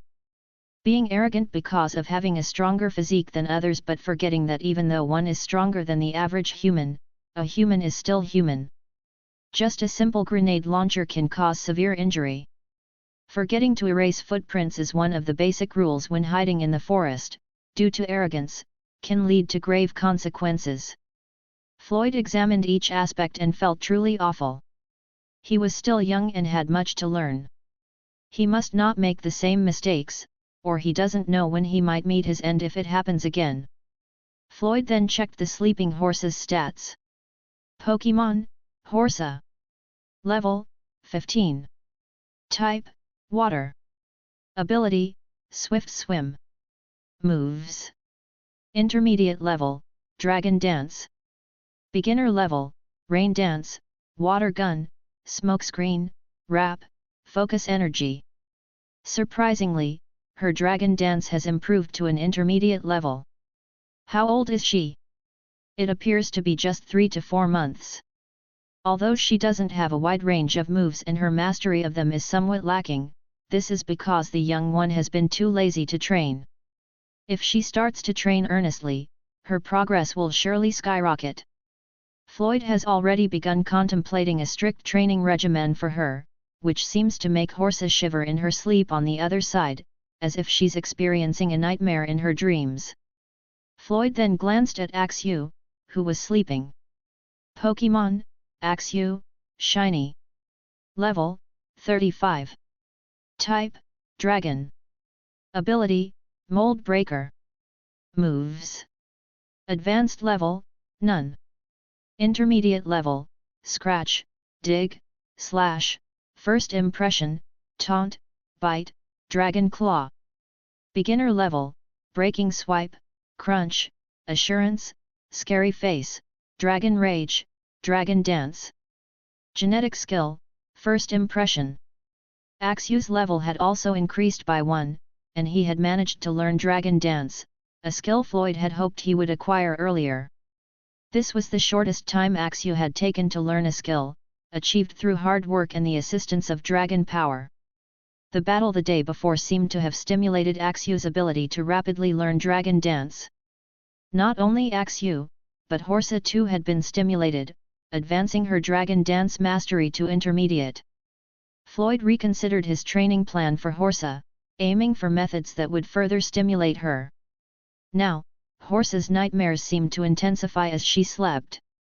Floyd realized that preparations were needed for Axu's evolution into Fracture, including new customized breeding method. Customized breeding method would cost 2,000 in the shop, but Fracture could consume advanced poke blocks, which were more expensive, and customized advanced poke blocks required 4 additional berries. Then there are 3 stages of advance he can opt for, E, M, or H. The initial one will cost 320, then multiplied by 3 because he wishes to advance while he is still at the novice stage. In addition, there are multipliers involved when simulating. Given that it is advanced, he requires a x5 multiplier, which was between 90%–100%. Calculating all of this makes Floyd dizzy. It's overwhelming. If only he could upgrade his breeding proficiency to intermediate, then the multiplier would reduce to x2, saving him a significant amount of expenses. 320 x2 equals 640 *5 equals 3,200 points. 3,200 points would typically last for 2 weeks, but this could reduce to just 1 week if Fracture increases his appetite. Although it's challenging, if he and his Pokémon work diligently for a week, it can still be affordable. As long as they work hard, and by the time Axu evolves, they can face stronger opponents, potentially earning more points as the opponents grow stronger. Finally, Floyd checked Dratini's stats. Pokémon, Dratini. Level, 9. Type, Dragon. Ability, Shed Skin. Moves. Beginner level, Extreme Speed, Wrap, Dragon Breath, Twister. Genetic skill, Extreme Speed, Dragon Breath. In just a few days, Dratini managed to increase his level by 3. Floyd then counted the days since Dratini was born, realizing it had not even been a week. Counting today, this would be the 5th day since his birth, and Floyd speculated that, within the remaining days, Dratini might increase his level again by 1. Floyd recognized that this little one was a genius. It was evident as he had learned 2 genetic skills from his parents, but Floyd understood that it wasn't solely due to his inherent genius, it was also because Dratini was diligent, showing a work ethic comparable to Axu's. This young lad wants to grow up quickly to gain strength, but Floyd continued to moderate his training time, acknowledging the fact that Dratini was still very young, not even a week old. Floyd didn't want to risk damaging his foundational development. Typically, a newborn Pokémon should not be trained for more than 2 weeks. However, due to Floyd's dragon power, Dratini could be trained immediately, with proper management of body conditioning and diet during the training. Floyd's skill as a breeder was evident, as Axu and Dratini were slightly larger than their peers, providing an advantage. Even Horsa was larger, but Floyd observed her increasing tummy size with concern. He contemplated that training should include body fitness, moderation in poke block consumption, stimulation, and stricter discipline. Meanwhile, Horsa continued to experience unsettling dreams, unaware of the reasons why. Chapter 22, A Beast Appeared. At 7 a.m. early in the morning, Floyd opens his room with his backpack, followed by Axu and Dratini, who wake up early and are eager to start training. They head to the reception room, where they see countless Pokémon sleeping and decide not to disturb them. Then, they proceed to the promenade deck to enjoy the ocean views. Floyd addresses Axew and Dratini, saying, "Axew, since you just learned Dragon Dance, you must familiarize yourself with this move for a bit. Dratini, the only things you must train are extreme speed and wrap. Don't practice your other moves such as Dragon Breath or Twister since we're still on the ship." Axew nodded. "Ehew." Dratini appeared slightly disappointed but still nodded in agreement. They both quickly find spots to practice. As for Horsa, Floyd thinks, let's indulge her for a moment and savor this, because once they land at Takihama Island, this spoiled girl will experience why I am her trainer. Outside, Floyd can make out the silhouette of a place in the distance. He notices a female Pidgeotto circling the ship and nodding at him, recognizing him as the one who healed her son. He also observes several hard-working Wartortle changing the ships according to their schedule. Wartortle. The tired Wartortle smiled, nodded at him, then rested nearby. Others who had just finished their work joined him, all nodding at Floyd. Floyd reciprocated with a smile and nod. Surprisingly, these were the only Pokémon, besides his own, Kanriko's, Suzuki's, and Bianca's, who were not afraid of him. As one of the Kanto starters, seeing the hard-working Wartortle evoked nostalgia in Floyd, increasing his favorability towards them. He took out a berry blender from his backpack and gathered many Kuo berries and Nutpias. This combination was most suitable for any Pokémon. These were common fruits found in the wild, so he had a substantial stock in his backpack. He began to blend them, pressing buttons to balance the 5 flavors forming the Poke Blocks. After a few minutes, numerous Poke Blocks appeared, and he repeated the process. The Wartortle nearby watched him curiously, thinking the food seemed delicious. Many Pidgey and some awoken Pokémon also looked on with envy. After finishing, Floyd noticed many Pokémon watching him, unafraid, and offered the Poke Blocks to the nearby Wartortle. One male Wartortle excitedly pointed at the Poke Blocks and then at himself and the others. Floyd didn't fully understand but assumed they were thanking him and responded, "Yes, it's all for you, thanks for the hard work." "Wartortle, Wartortle." The Wartortle patted his head shyly, then called his friends over.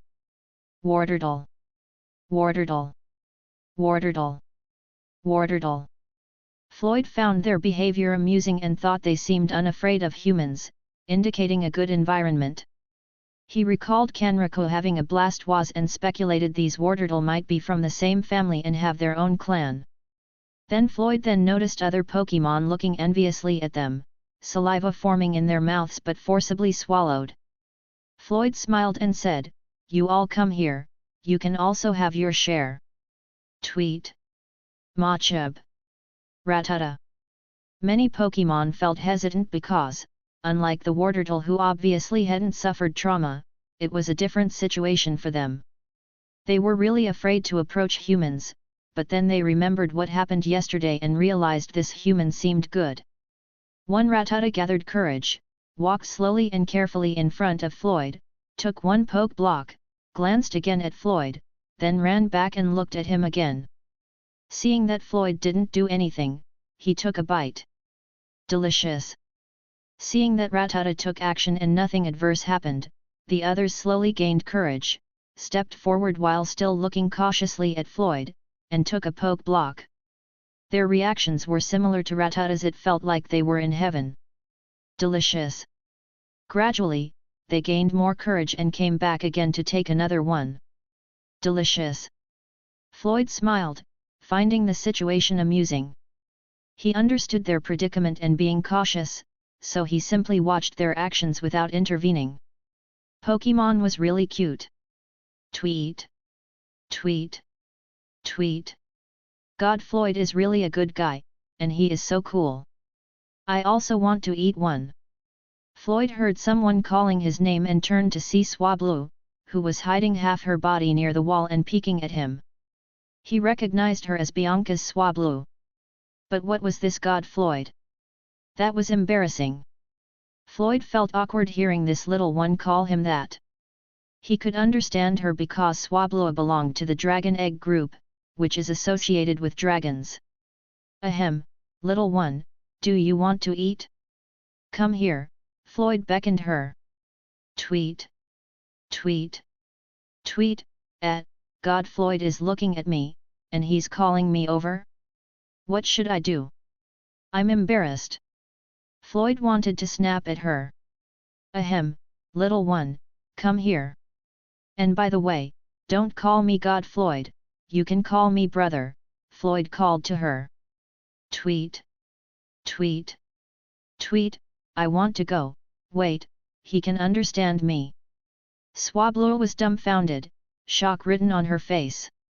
Of course, I can understand you, Floyd smiled and said. Tweet. This. It's shameful. Swablu blushed and flew away in shame. This. Floyd was dumbfounded this time. Why is she running? Is she ashamed, or am I scary, he wondered. He felt awkward but didn't let it bother him. He had seen Swablu's stats before. Pokémon, Swablu. Level, 13. Type, Normal and Flying. Ability, Cloud 9. Moves, Disarming Voice, Growl, Tailwind, Peck, Roost, Fury Attack. Genetic Skills, Roost, Tailwind. Swablu's talents were comparable to Dratini's, as she had also acquired 2 genetic skills from her parents. However, unlike his Pokémon, she didn't seem to train much, and her level seems had just grown naturally. Floyd noticed that the majority of people didn't train their Pokémon, apart from Kenriku and himself, he hadn't seen others do so. He didn't dwell on it and started preparing more Poke Blocks as more Pokémon continued to appear near him. Suddenly, the water below began to vibrate, and the ship shook as if in an earthquake. A whirlpool formed, and a giant creature emerged. Roar! It resembled a giant blue serpent, with blue whiskers and scales, resembling a dragon. Roar! Pokémon, Gyarados. Level, 34. Type, Water and Flying. Ability, Moxie. Moves. Intermediate level, Bite, Tackle, Dragon Dance, Scary Face, Splash.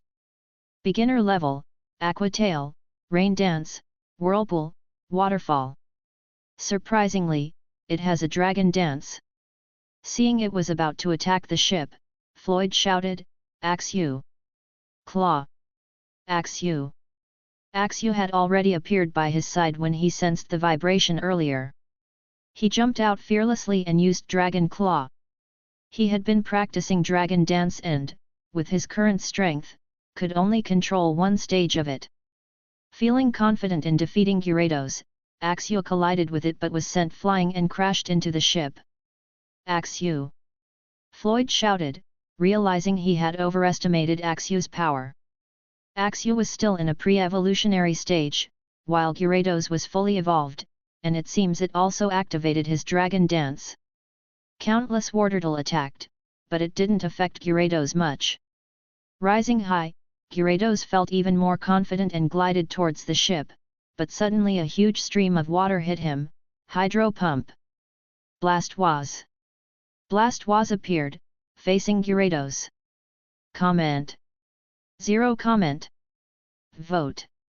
Chapter 23, Dual Type Assumption. Roar. Gyarados seemed to be hurt by Blastoise's attack, becoming enraged and using Waterfall, rushing toward Blastoise. Blastoise, on the other hand, used his back as a shield and activated Protect. Bang! Both collided equally. Inside the ship, Gyarados' appearance woke many people and Pokémon. Jonathan, Yvonne, and Bianca, with an embarrassed Swablu, looked at Floyd by her side. Kenriku and Suzuki also appeared, observing the scene. Floyd-san, what happened? Seeing Floyd already there, Kenriku rushed to him and inquired. I don't know, this monster just suddenly emerged from the water. Floyd was unsure why this creature attacked them, but the ocean was vast, Any Pokémon attack could happen at any time. Surprisingly, Blastoise also knows the protect move, Floyd thought as he watched them fight. Although Gyarados looked terrifying compared to Blastoise, and had even used Dragon Dance once, it was still not comparable to Blastoise. Blastoise used Fake Out and slapped Gyarados, whose body shook. Seizing this opportunity, Blastoise launched another Hydro Pump with his two cannons.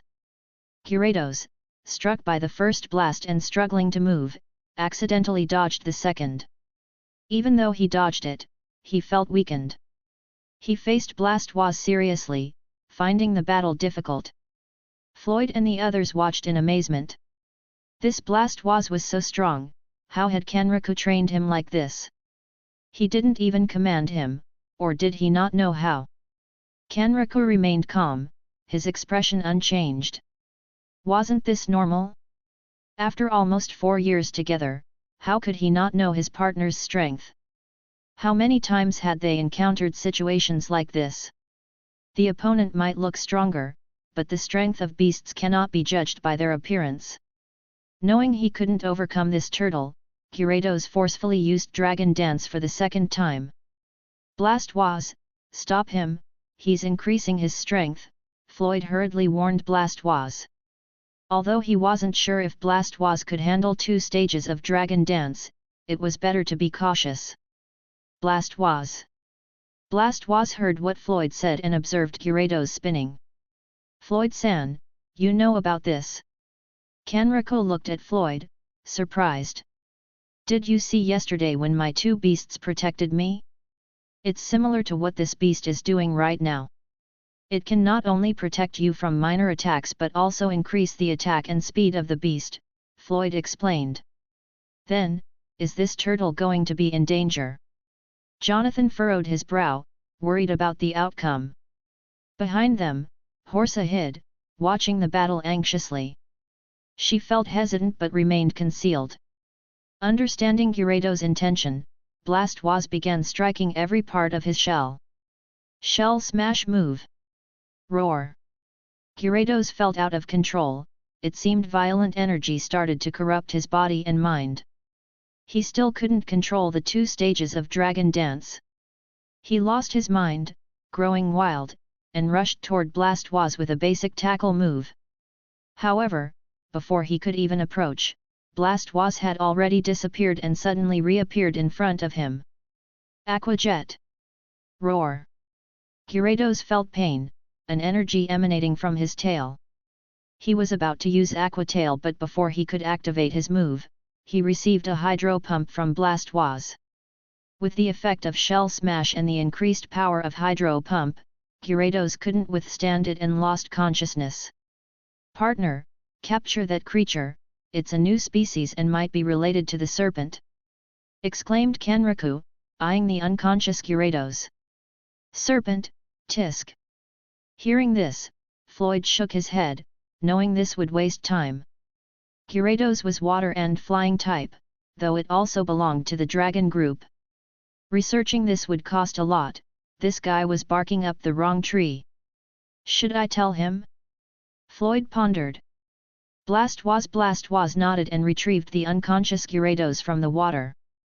A few minutes later, the almost 7 meters long Gyarados was already on the ship's deck.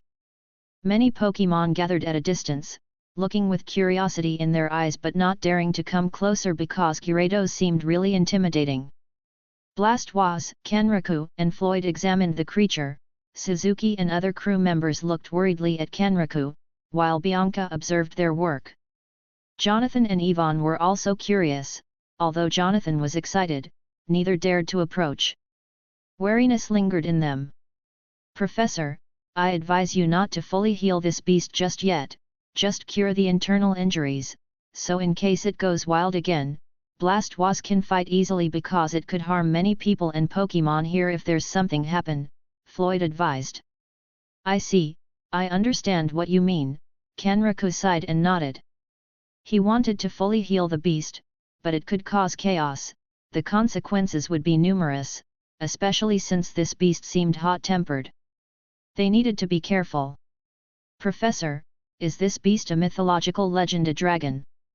Jonathan mustered the courage to ask about dragons. I don't know, but based on its appearance, it does resemble a dragon, especially an eastern dragon. Look at these strong scales, blue whiskers, ferocious looks, and a serpentine body, it's very much like the legends. And it might be related to the serpent type I'm currently studying, Kanraku replied, excitement gleaming in his eyes. But Professor, this looks like a dragon, is it okay to categorize him as a serpent? Floyd subtly giving a hint about Gyarados. I think it's okay because, according to some legends, dragons originated from snakes, so they must belong to the serpent family. And look at its body, doesn't it resemble a serpent? Kanraku defended his views. Yeah, it seems so, Floyd reluctantly agreed, pretending to go along before adding, but it feels weird. What does? Inquired Kanraku. We saw this beast using water-type moves earlier, didn't you also see that? If we assume this creature is a serpent type as you think, then how can it use water moves? Could it be both? Is it possible to have both? Floyd hinted at the possibility of dual type to Kanraku. Boom! Kanraku stood up, surprise in his eyes, he contemplated something, then started to laugh, patting Floyd's shoulder. Ha ha ha ha, Floyd-san, you are indeed my lucky charm, it's great to have you. Two types should be possible, no wonder I was confused by the different energies colliding within their genes. I even noticed a low percentage of 3, even 4 types, although it's a small percentage. He slapped his face with both hands, I need to recheck now, let's first treat the injuries of this creature. And where is Chansey? He suddenly remembered Chansey and scanned his surroundings, finding a silhouette far away peeking at them. Seeing this, Kanraku smiled and addressed the others, by the way, I will introduce someone to all of you. Chapter 24, Going to Miyadeo. Chansey, come here, Kanraku waved at her. Seeing that Kanraku had found her, she became frightened and withdrew from sight. Observing her actions, Kanraku sighed, then walked towards the wall where he found her hiding nervously. Surprisingly, behind her was Growlithe, who also looked frightened upon seeing him. What the heck? What a cowardly duo this is! Kanraku felt amused and unsure about how to deal with them, so he resorted and used his killing technique, patting the head, gently patting Chansey's head. Feeling the warmth of his palm, Chansey quickly calmed down. She closed her eyes to savor the moment, Chansey, and then opened them again, smiling at him. Come, I will introduce you to them, Kanraku smiled and said. Chansey felt hesitant but nodded. Let's go, and you, young lad, you should follow as well, Kanraku instructed the frightened Growlithe before heading back towards Gyarados. Chansey hastily followed his footsteps, avoiding eye contact with the other Pokémon and people. Growlithe, not wanting to be left alone and seeing Chansey as his only support, followed hastily as well. Unlike Chansey, who kept looking down, Growlithe warily surveyed his surroundings, fear evident in his eyes. He was surprised to see 4 other beasts that looked like him but didn't dare to approach. In this new environment, he remained on guard and followed Chansey closely.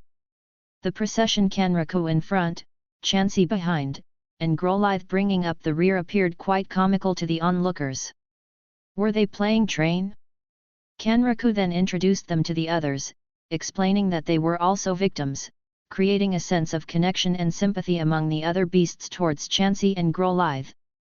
Floyd didn't recognize Growlithe in its Hisuian form, the one he had met was severely injured, while the one here was fully cured. However, when Kanraku introduced him and Axio mentioned their previous encounter, Floyd was surprised.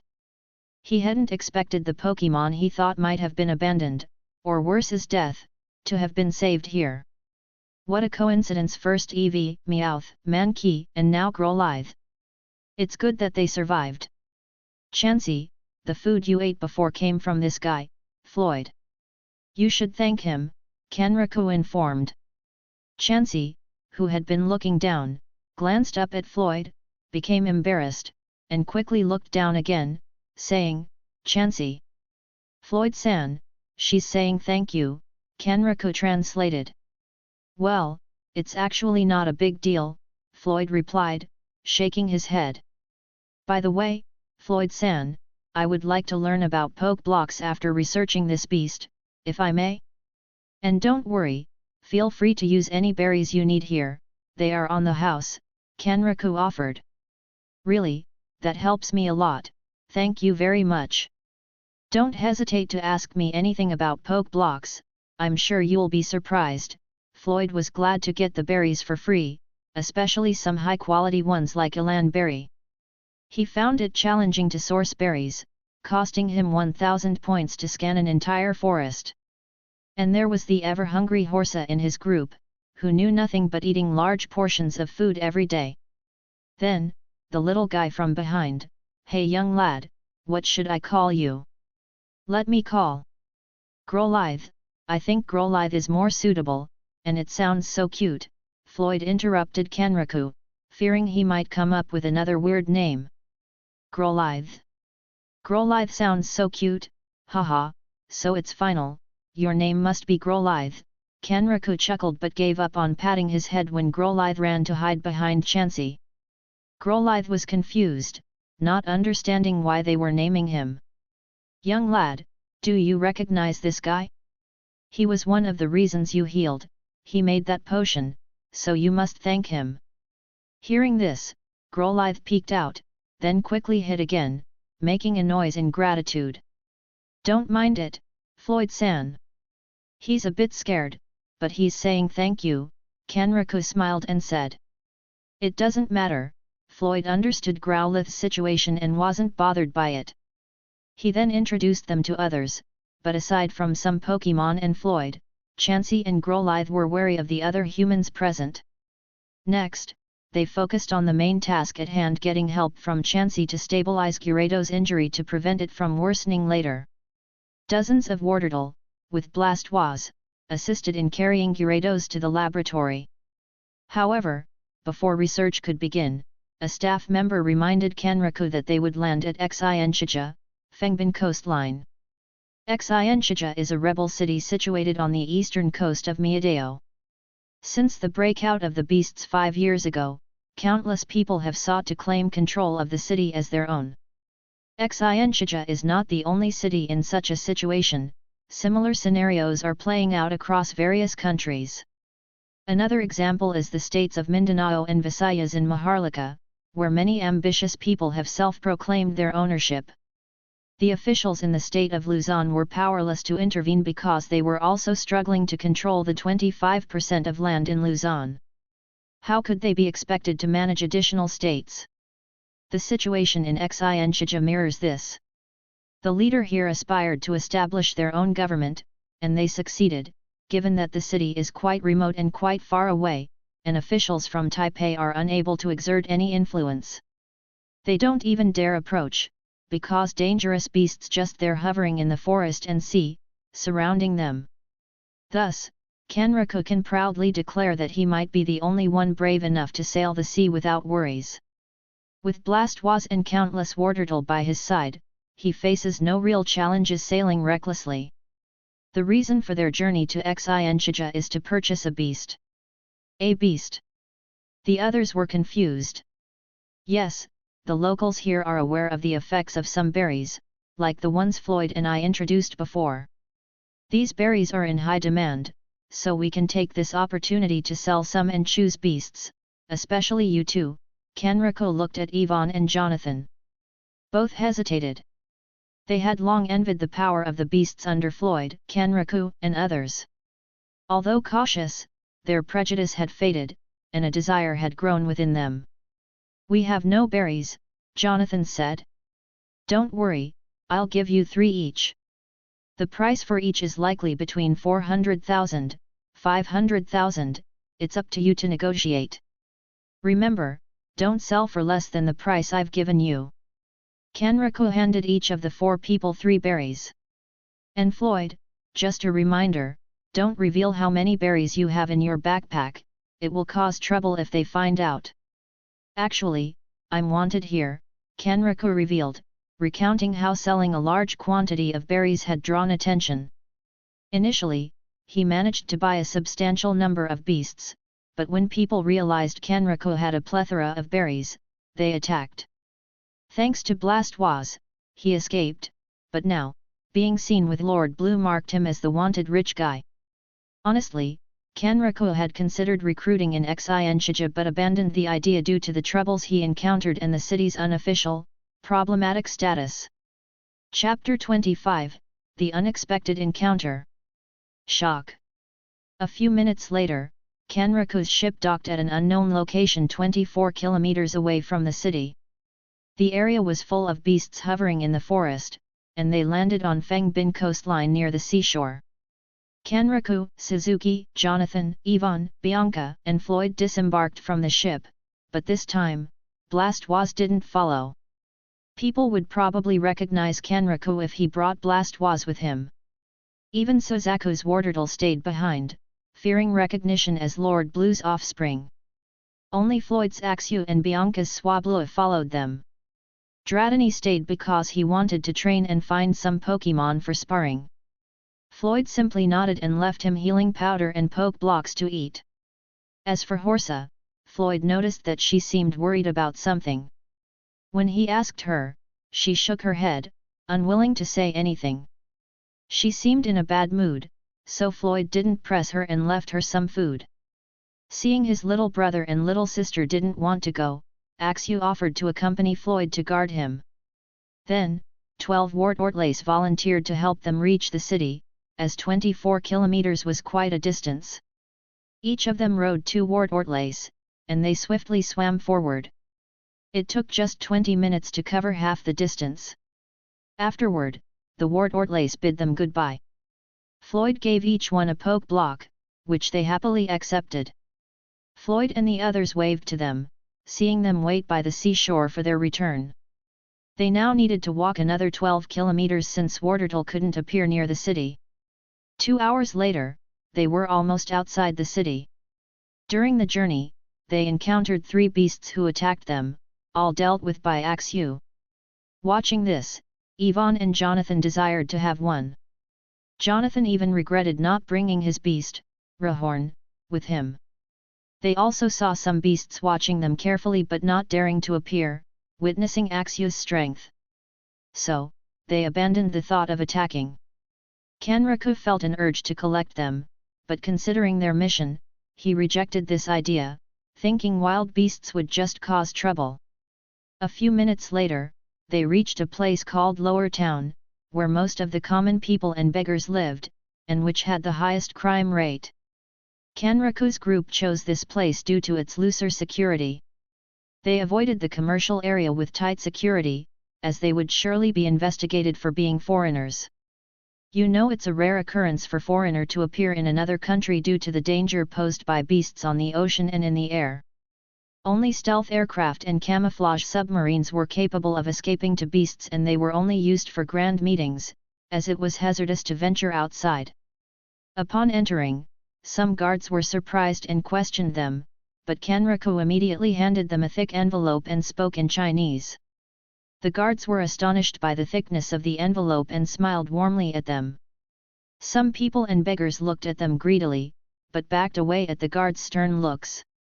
A few minutes later, as Kanraku and the guards conversed, they reached the deeper part of Lower Town, which was bustling with merchants. This place was the most prosperous in Lower Town, just a few meters away from the commercial area, which Kanraku's group didn't dare enter. Upon arriving, they attracted attention, especially due to the striking appearances of Suzuki and Bianca, and the Austronesian features of Jonathan, Yvonne, and Floyd, suggestive of Southeastern Asia. In contrast, Kanraku seemed the only ordinary one. A foreigner. Maybe it's big business. One after another, merchants greeted them and asked about their purpose. Kanraku politely responded with a smile. He even bought food and souvenirs for Floyd and the others, not wanting to upset the locals by not purchasing anything. Floyd surveyed the surroundings, sensing it wasn't the area they were looking for. Then, Kanraku instructed them, "Follow me," and they followed. Seeing the foreigners moving away, some locals were disappointed, while others were pleased. A few minutes later, they arrived at another area that seemed like a gambling place. However, since it was noon, not many sites were open. Kanraku and the others walked towards a tent where people were practicing their weaponry marksmanship, using beasts as targets. The exaggerated performance that one couldn't execute with a human partner was being carried out using beasts as guinea pigs for training. It didn't matter if they got wounded, they would heal later, and if they died, one could buy another from the commercial area. Kanraku recognized these individuals as circus performers who performed in the commercial district at night. He had seen them before and knew their place here in Lower Town.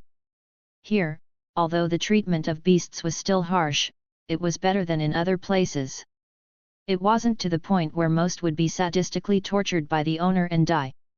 There were still some beasts that would die, but the rate was lower compared to other places because the performers needed these beasts alive to earn money. This place was actually good for recruiting people, but unfortunately, Kanraku was wanted here. So now, he didn't dare to go to the commercial district again to avoid causing more trouble. It's a pity because they could be new suppliers of beasts here. Then, they heard a man's voice shouting at them. Kanraku smiled and expressed his intention. The man looked at them with a hint of inquiry, frowned, and started to speak again.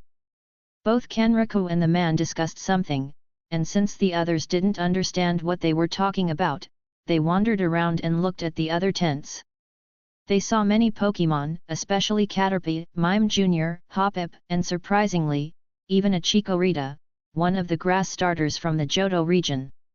Despite not being a famous starter Pokémon in the past, it was still a starter Pokémon. All starter Pokémon have different charms, especially a cute one like Chikorita. However, her condition was poor, and she was surrounded by Pokémon like Oddish, Poochyena, Hone Regional Bird, Talo, etc. He noticed Bianca approaching the Chikorita, seemingly planning to transact with the owner. However, due to a language barrier, the transaction wasn't smooth.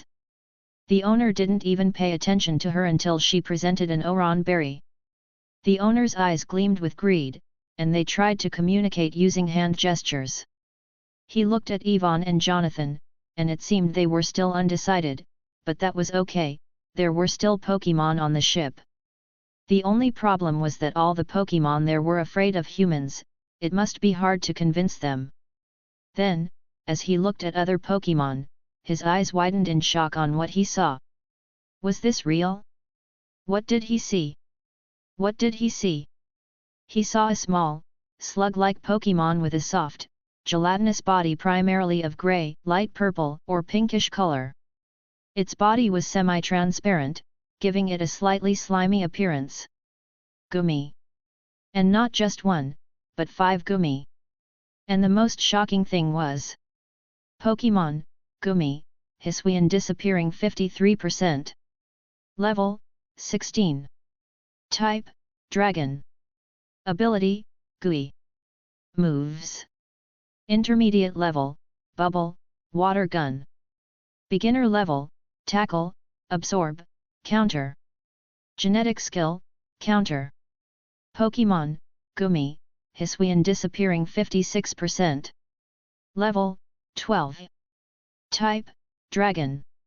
Ability, Hydration. Moves. Intermediate level, Bubble. Beginner level, Water Gun, Tackle. Pokémon, Gummy, Hisuian disappearing 58%. Level, 10. Type, Dragon. Ability, Hydration. Moves. Intermediate level. Beginner level, Bubble, Water Gun, Tackle. Pokémon, Gummy, Hisuian disappearing 60%. Level, 10. Type, Dragon. Ability, Sap Sipper. Moves. Intermediate level. Beginner level, Bubble, Water Gun, Tackle. Pokémon, Gummy, Hisuian disappearing 63%. Level, 9. Type, Dragon. Ability, Hydration. Moves. Intermediate level.